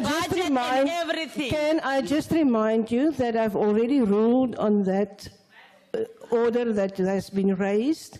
You are interrupting a person that is doing his maiden speech, and as far as I know, the POPI Act covers each and everyone in this House as well. The Minister already apologized for the picture he's taken. As far as I know, the member that is on the floor doesn't have a problem that the Minister took a picture of him. Member, do you have a problem? Must the Minister erase that? Settled, thank you. Please continue. Honourable members, I'm not going to take any points of orders on the same issue. We will continue. Do you have a new point, Honourable member? Do you have a new point of order? Mqinislalo ngifuna nje ukwazi nasi into yokuthi mawuthi umuntu othethwe isithombe akanamlando umlando ukuthatha isithombe ngaphakathi. It's not a person lo ombuzako ukuthi yena unekinga na. Umraro munye la, munye umraro. Is it allowed phela? Thank you. Honourable members, I'm already ruled on this point of order. Any member who has a grave problem with the ruling has the right to write to the Ethics Committee and raise your point of order and your concern with the Ethics Committee. Thank you. On a point of order, please, Chair. Apology to the Rules Committee. Thank you. Chairperson. Honourable member, you can continue. Chairperson, on a point of I'm not order. going to... Chairperson. Do you want to raise on a new point of order? Because I'm if it's the raising- same point of order, Chairperson, I'm not going to Ke entertain. kgopela go raise a point of order. Asi a re bolele ka POPI Act mo. Re bolela ka ntho e wrong ye minister a e dirileng. So re kgopela gore o kgopele minister a tilitše di pictures mo la founung ya gago. A se nnete ntho o e bolelang chairperson ya gore POPI Act e reng. Is the principle of this house. Ke molao wa ntlo e gore ra swanela go tšea dinepe. So ga o tlo dumela gore re dire jwalo, next time re tlo dira jilo and ga o tlo rata. Because ga re tlo thoma re tšea dinepe, molao sa dumele, ga se nnete. Re kgopela re o lokiše se se diragetšego gone jwalo, o kgopele ministera a solve mathata a gage ka mokgwa dilo di tsamailego ka gona. A re dumele. Ke molao, re latela molao, re boditše ke lena la re molao o gona, a re tsamayeng ka molao. molao wa hlomphiwa minister chairperson a re hlompheng molao. Honourable member, you've repeated the same thing 5 times now. I've heard. I've already ruled on that as well. If you have any problems or any other member in the House have a problem with the same rule that I've already done, please write to the Rules Committee. Honourable member, you can continue. Thank you, Chairperson. The Minister's energetic commitment to evaluating the Department's key strategic position within the economic cluster, aiming to turn South Africa into a construction site to stimulate the macro and microeconomy and drive real job creation, is fully supported. Chairperson, I acknowledge that the budget presented by the Minister today is an inherited one. Despite this, the Democratic Alliance supports this budget with condition. It is critical that the deliverables outlined in the APP and this budget be achieved. Myself, together with the committee sitting before you today, will collectively and diligently hold this department and its leadership to account. While it is clear that the Minister has hit the ground running with cost-saving initiatives related to the leasing and acquisition of state accommodation and exposing the theft of hundreds of millions of taxpayers' rands, we implore the Minister, once he has found his footing, to critically review this budget. Such a review must be done with the intention of redirecting the department's resources and focus to strategic programs such as the property management trading entity and remodeling the expanded public works program. Programs which hold high social and financial returns, benefiting the average South African whilst building the image and trust towards the department. Chairperson, it would be remiss of me not to mention that the young man standing here before you in this House today is a proud product of this very department. Having received a bursary from the Department of Public Works in 2010 to study a degree in the built environment, I was led through the department's graduate program to an unbelievable 11-year career in property and infrastructure management. I am therefore fully aware of the department's challenges, its structural and leadership issues, but I also understand its potential to contribute to building South Africa. It goes without saying that I, like the DA, am firmly invested in the department's success. Chairperson, I would like to highlight some critical aspects related to the infrastructure and property management which require urgent attention. President Ramaphosa acknowledged the importance of infrastructure investment in his 2022 State of the Nation address, mentioning the word infrastructure 19 times, highlighting its strategic role in South Africa's economic reconstruction and recovery. The global infrastructure hub established by the G20 found that public investment in infrastructure can yield up to 1.5 times the initial investment within 2 to 5 years. Chairperson, that is 150% return, significantly higher than any other form of public spending. This department holds the constitutional mandate to deliver on this objective as the landlord of the state's over 80,000 properties. The PMTE was established to achieve exactly this. Public entities are created to fulfill specific economic or social objectives by leveraging private sector efficiencies while upholding public accountability. The PMTE is therefore the perfect vehicle for the development and management of complex infrastructure projects and the state's broad property portfolio. However, despite the PMTE being operational since 2015, it is still not a registered entity by the National Treasury due to underperformance and poor audit outcomes. This undermines the department's ability to deliver on its mandate. It is unacceptable, Chairperson, that 25 years after Cabinet in 1999 approved the establishment of a state property agency, that we still do not have a registered, functional or effective entity. Achieving full operation and registration of the PMTE would arguably be the most significant achievement for this administration, unlocking the value of the state's property assets. Chairperson, in supporting this budget, the DA recommends the following: that the Minister must implement an action plan to register the PMTE with National Treasury, ensuring that we not only better develop new infrastructure, but also maintain and improve existing assets, providing essential services to all South Africans. With a notable reduction in budget of 3.8 billion for PMTE, this has to be created in order to close this gap. Legislation must also be introduced to ensure client departments pay their rental and utilities promptly. The South African balance sheet must also be scrutinized to ensure the accurate valuation of its immovable assets through which it can attract credit and investment. Is it correct to say, Chairperson, that South Africa's balance sheet for immovable assets is only worth 1.54 billion? One must prioritize hiring and retaining skills of professionals to elevate the department's standards to those of leading property funds and do more for the youth and particularly women. The department must renew its approach to developing large-scale catalytic road, rail and port infrastructure. One must also enhance project management practices to ensure quality infrastructure is delivered on time and in budget.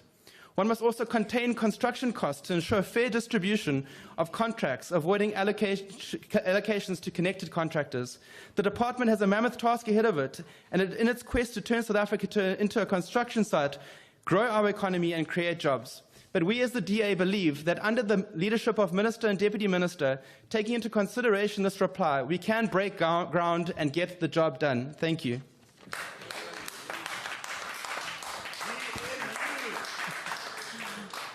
Honourable TV Mashele from the ANC. House Chairperson, Minister and Deputy Minister, the Director General of the Department and your entire team, members of the Portfolio Committee, as well as members of Parliament, members of public, South Africa and the people, Reperil. I bring to you revolutionary greetings from the People's Movement, the African National Congress, whose character remains unshaken to advance the people's interests, particularly the poor and the working class. Our continuous involvement in the struggle of the poor and the working class... Honourable Member, can you please take a seat?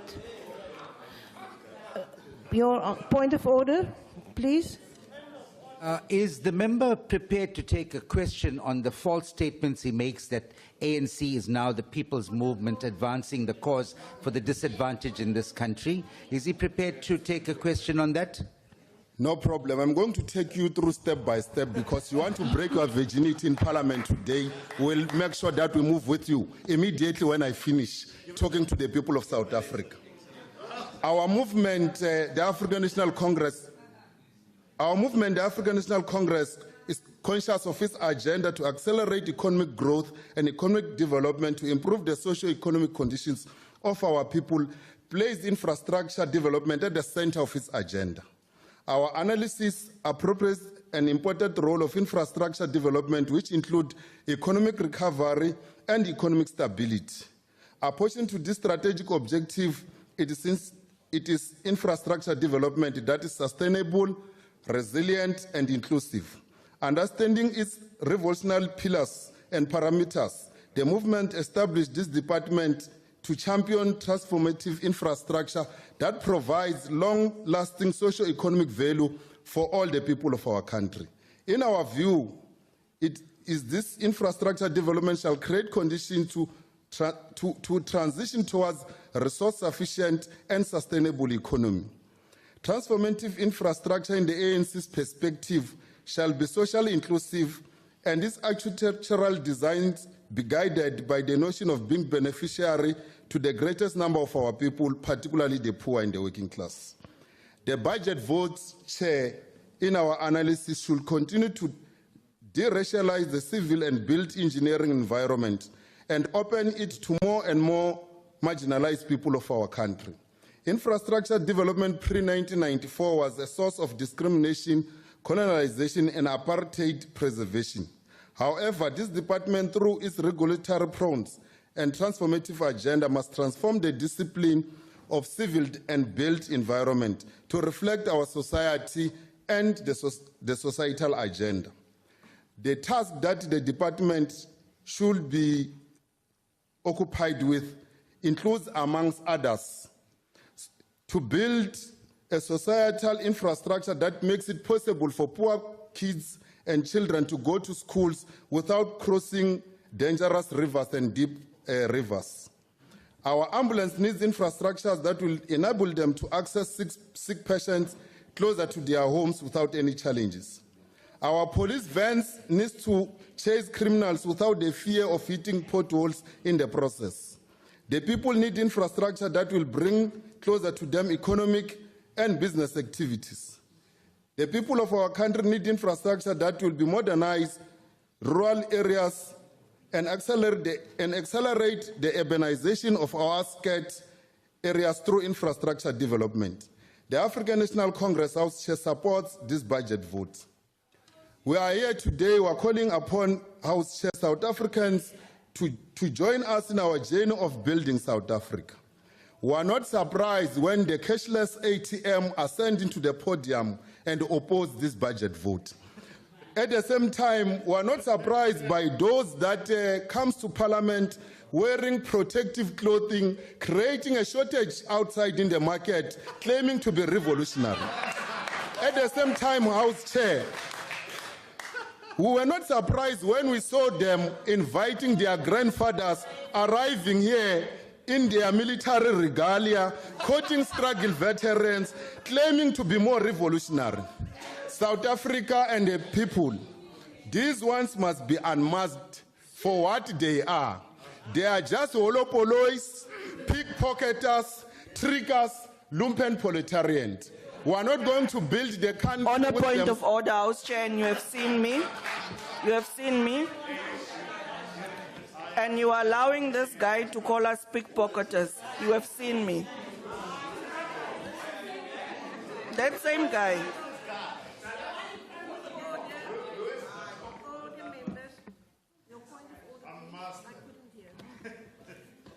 I don't hear you. What are you saying, Chair? There's nothing to unmask, it's okay. Can you please, honourable members, Honourable Matthijssen, can you please stop speaking? White people, it's simple like that. Can you please repeat your point of order? I couldn't hear you. Thank you, House Chair. House Chair, I just want to refer you to Rule 68 on relevance of the speech. Can the member stick to the speech? And secondly, to that speech that is making there, in his trying to impress Helen Zille and Tony Leon. That is can you no also point of speak order, to please. Palapal? Honourable member, you can continue. These ones must be Honourable unmasked. member, can you please? Was you first? This side and that side. Okay. Honourable member, your point of order, and then.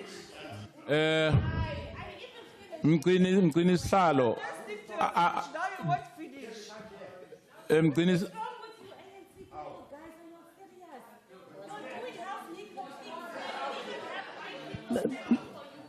Honourable Matthijssen, Honourable Matthijssen, Honourable Matthijssen, Honourable Matthijssen, you are disrupting this plenary. I am warning you. I am warning you. Please, can you speak? Put up your hand for a point of order. Honourable Matthijssen, I'm warning you for the second time. Honourable Matthijssen, I'm warning you for the second time. You are drowning out the other member who raised the point of order. You not stop speaking. If you are not honourable.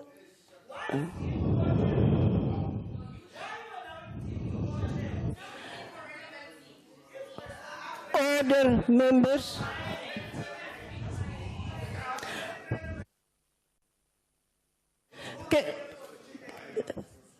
Honourable member, can you please raise your point of order? Mgcini Sihlalo. Uyabona umuntu makafuna ukuthi ahwathe.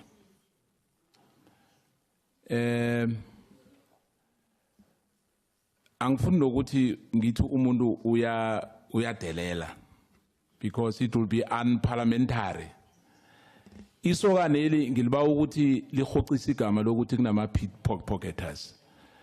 Ngicabanga ukuthi umndeni wakhe nezizukulwane ngizazicatsha iminyaka ezako eminingi. Akuna pickpocketer la. Yangithola if kune pickpocketer mhlawumbe ukhuluma ngabantu bekhabo nabantu amakholikholi kwakhe angazosinyaza lapha. Ngiyakuthokoza Mgcini Sihlalo. Honourable member, As far as I could hear, the member didn't mention any persons or any member in his house's name. He made a general reference, so that is not a point of order. Can we continue, please? No. Honourable Piri? If the shoe fits Sorry, where Honourable it- Member, can House this Chair, another point of order? Lumpen should be unmasked for what they are. Thank you very Honourable much. Member. The ANC supports the budget vote. For a second. Na re tlo telela ke ma sell out ya. A re tlo dumela gore re telele gona ka mokgwa o. Order, please. On a point of order. Order, please. God. On a point of order, Chair. Member, there was a point Chair. of order here first that I wanted to attend to. Thank you. Thank you, House Chair. Before we proceed, and as much as all of us we are agreeing, we must maintain the decorum. Can the member there withdraw the fact of this guy? We are all honorable members. Secondly, House Chair, you can't allow a person to call.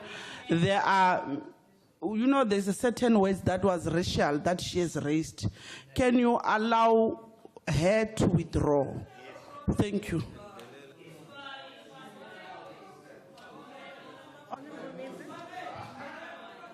Honourable Member Piri, was there a specific thing that she said? Honourable Member, can you please repeat what you said that was disgraceful? Did you make any comment? Can you please just apologize? What must I apologize for? The Dean helping you co-chair, or what must I apologize? Because Dean have been co-chairing with you the whole time. What do you want me apologizing for, ma'am? Honourable members, you disrupted. Honourable members, can I please call on you all to respect the institution of this House? Previously in this meeting, there was a big point of order on someone calling someone else not an honourable member. And now some of you did the same thing. So can we just please respect each other and don't disrupt the plenaries for frivolous things that is actually not contribute to the decorum of this House and do not contribute to the stand of us as parliamentaries, to the people who chose us to sit here. Can I please call on each and every one of you not to call each other names and not to disrupt this House? This is the ruling. Thank you. Members. Yeah. The next speaker is the Honourable Minister of Public Works and Infrastructure. Yeah, Chair, I asked for a point of order. Honourable Chair, do you have a new point of order, or is it a point of order that has reference to any of these? I have a point of order on you. You can raise the point of order? On you. Raise the point of order. You keep hearing people insulting us. Very much illiterate, clueless people who have no regard Honourable for member, the rules can you of just this stop House. there? Can you just And you stop there? continue to giggle and allow them to do that. I've observed you many a times giggling on that chair every time they do that. And at this point, it's enough. If you cannot do what you are there on that chair for, you must then just allow the House to flow the way it is, because at this point it has degenerated. People are throwing insults, you are not calling them. You call a certain side, you don't call out the other side. Honourable Number 2, Rule 85, 1, 2, and 3. Anyone who wants to come here and do a name and shame or whatever they want to impugn on another member, they must do it according to the rules. If there's a pickpocketer, do it according to the rules, because we can't sit here with criminals. If you know criminals, go take them through. We are not going to be undermined by clueless, illiterate people. Yeah. Honourable Member, I've already ruled on everything that you've mentioned now. And I do apologize if I sometimes find some things amusing as the rest of the people in the House. I also just want to say that in your point of order, you were very close to also casting aspersions and calling other people sort of names that's very close to unparliamentary. So I repeat, again, if you are not happy with the ruling that I made, please feel free to write to the Rules Committee. I've ruled on all these things that you've raised, and can we continue with the plenary? Thank you. Minister, please. Thank you very much, House Chair, and thank you to those that chose to use this to provide constructive inputs and debate. Honourable Piri, I think that the point that you've made and echoed by the Honourable Bath around a completed asset register must be one of the critical focuses of us going forward, as well as being able to steady the financial ship of this department. I want us to be a cash-positive, cash-generating department so that we can use that money to better South Africa as a society, to invest in our schools, invest in our clinics, and our police stations and magistrates' courts. Thank you to the IFP for the words of support, and indeed, we share your commitment to fight back against the construction mafia. The Honourable Van Staden, thank you for your kind words. And indeed, we must work together to find solutions to securing a broad, acceptable future for all South Africans in this country. The Honourable Member from Action SA, I'm absolutely committed to relooking at EPWP. It's something that the Deputy Minister and I share, that we must look at how do we reform that and how do we ensure that people get skills, that there's an exit strategy, and that they are not shackled to a lifetime of being in EPWP. And also the ATM supports that. Thank you to the Honourable Bath for your kind words, and also for the way in which we need to look at PMTE. I think that absolutely we must ensure that we give effect to the Cabinet decision to establish it as an entity.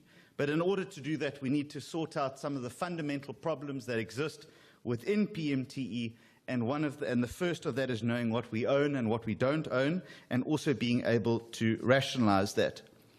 Now, honourable members, for some people in this room who claim to be combat ready, who claim to be guerrilla fighters, and who claim to be at the forefront of fighting some kind of struggle now in South Africa, they're incredibly sensitive.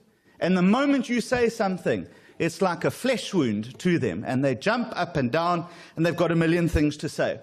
And do you know what the most striking thing about today was? Do you know what animated EFF and MK members the most? Was when I spoke about the construction mafia. Why is that? Why is that that's the one thing that animates them the most, is when we say we want to fight back against the construction mafia. And if the shoe fits, you should wear it. Particularly if it's in Gucci and size 9. Please take it to your point of order.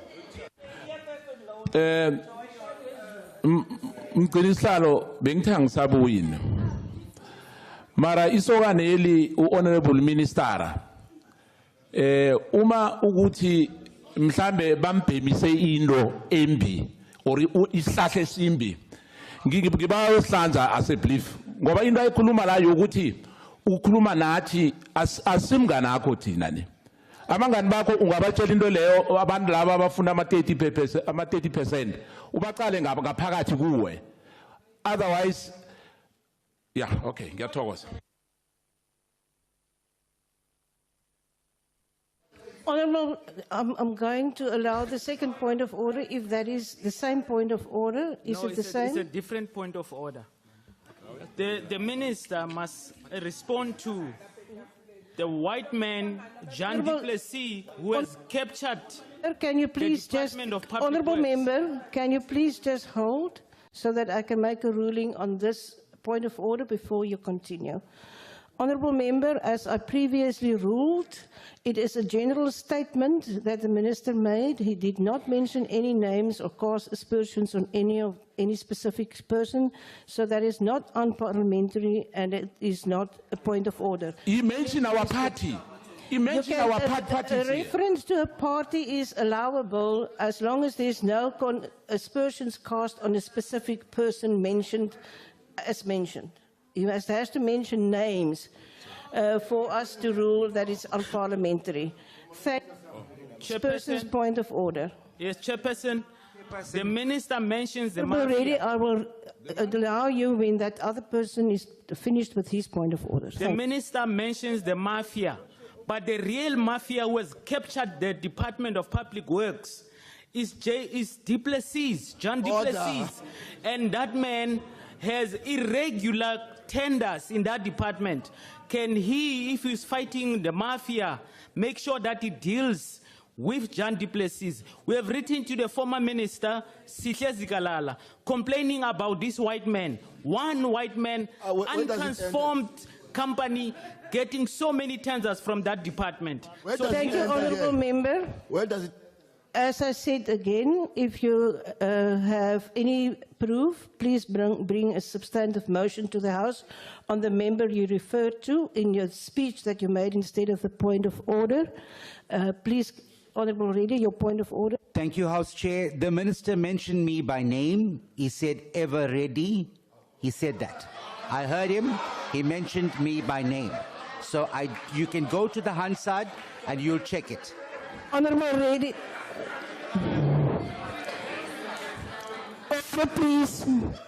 Please. Honourable Reddy, as far as I know, we are all honourable members in this House. I don't think when the Minister said ever ready, he referred to you, he had to say honourable Reddy. So that is not a point of order. Minister, can you please continue? You know, Chair, there's a saying that some jokes write themselves, and some members are definitely proving that today. Chair, you know, the Honourable Reddy came here and said a lot and said nothing at the same time. And what he says should be taken with an enormous pinch of salt, because this is a man who has joined more political parties than there are days in a week. He has gone from the DA to the ANC to MK. He even took over someone else's party that they started. Point of order. That's the opportunist that he is. Order. Honourable Chairperson, I want to take... Honourable Minister. Honourable Reddy, your point of order, please. Mr.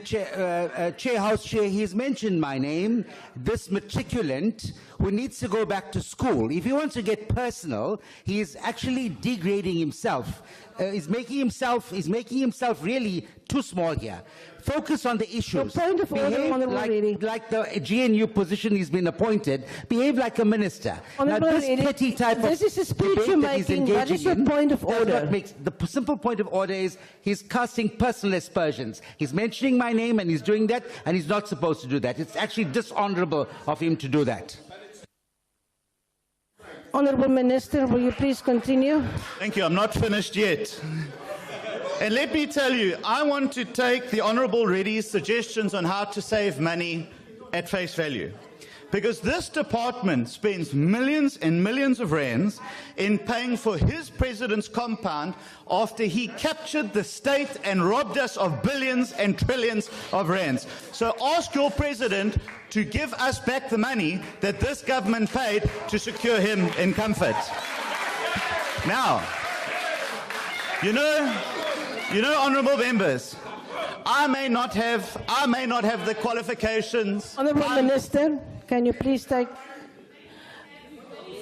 the honourable member of the EFF? No, thanks so much, Chairperson. I'm Honourable Muthala. Yes, I think the gentleman is taking it personal. And the guy, you can see the real racist. What is your point of order, You please, look at him, you look at that guy speaking there, we just see racism by our eyes. He must come down a bit. The guy must come down a bit and speak with us. He must not shout at us. He's shouting at us. He must stop what he's doing. He's a pure Honorable member. White supremacy and white domination is what we are seeing today. He must not do those things to us. Shouting at us like we are children. It must come to an end. He must remain calm. We can't allow that. Thank you. He's not fit for his position. Honorable members, I'm seeing various hands for points of order. Can I please ask you, I'm not going to rule on any speech. And if you're going to start with a speech, I will not rule on that. If you raise a point of order and you are allowed to raise your point of order, it's not speech time. But a racist will remain a racist. The gentleman is a racist of high note. Thank you, Mqinihlalo. Mqinihlalo, indlu le iyamoshakala. Isokane eli njengoba ngikhe ngatsho ekuthomeni. Abomkhulu akhe nabobamkhulu akhe.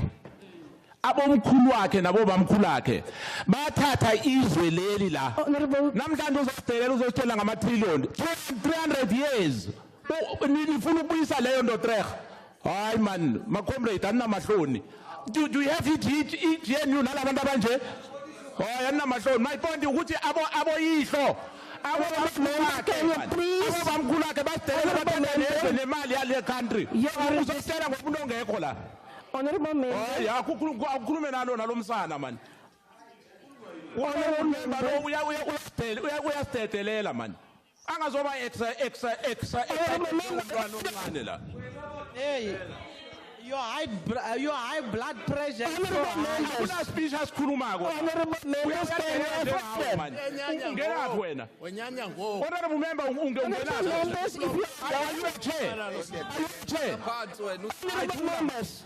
Honorable member, I warn you. I really warn you all. If you are going to continue like this, I will call an end to this plenary because you are so disruptive that there is no reason to continue with it because none of you are making. Because we are failing. It's fine. Contributing to this debate. Honorable Husinger.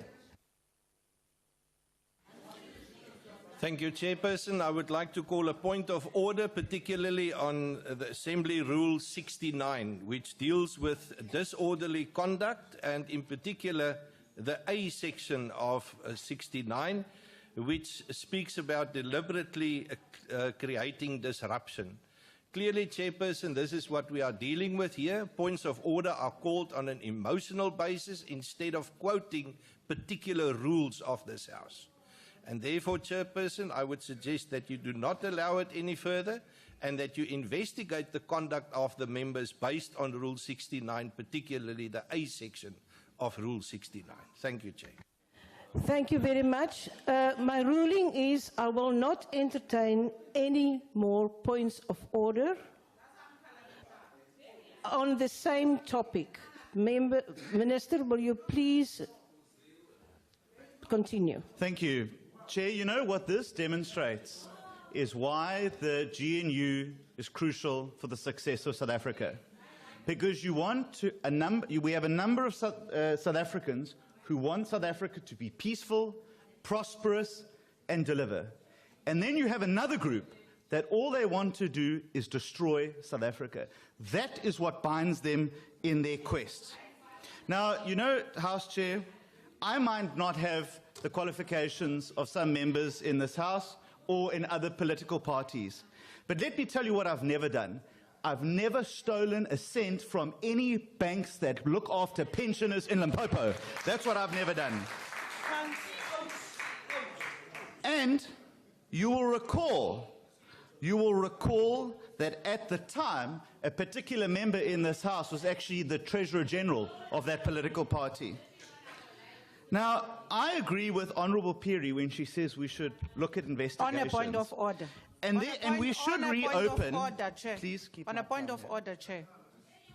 Honourable members, we are running out of time for this plenary. Your point of order, do you want to raise a new point of order? We are going to sit here until you are able to run the House accordingly. A member standing on that podium just insulted our Treasurer General. You kept quiet. He must withdraw what he said about the Treasurer General of the EFF. He must withdraw it. He called him by her title, by her name. It's not a general statement. We are not going to sit here and be insulted. And it's in its own nature. White racists do that. And likewise, House Negroism defend that. That's what they do. We are not going to sit here and be insulted. He must withdraw. He must withdraw. The racists must withdraw, National Chair.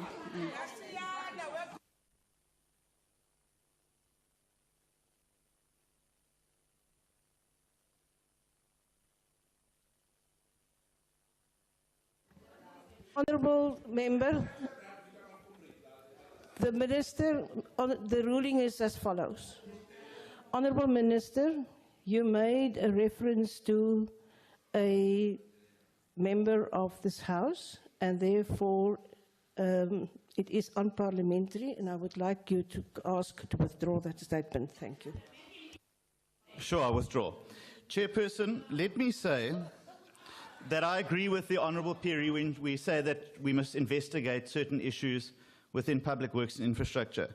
And that's why I want to publicly call that we reopen the investigation into On Point Engineering, which stole 52 million rand from the people of this country in Limpopo and delivered absolutely nothing. We're going to start where it absolutely hurts, and we will never surrender, we will never stop, and we are going to build this country together. I thank you.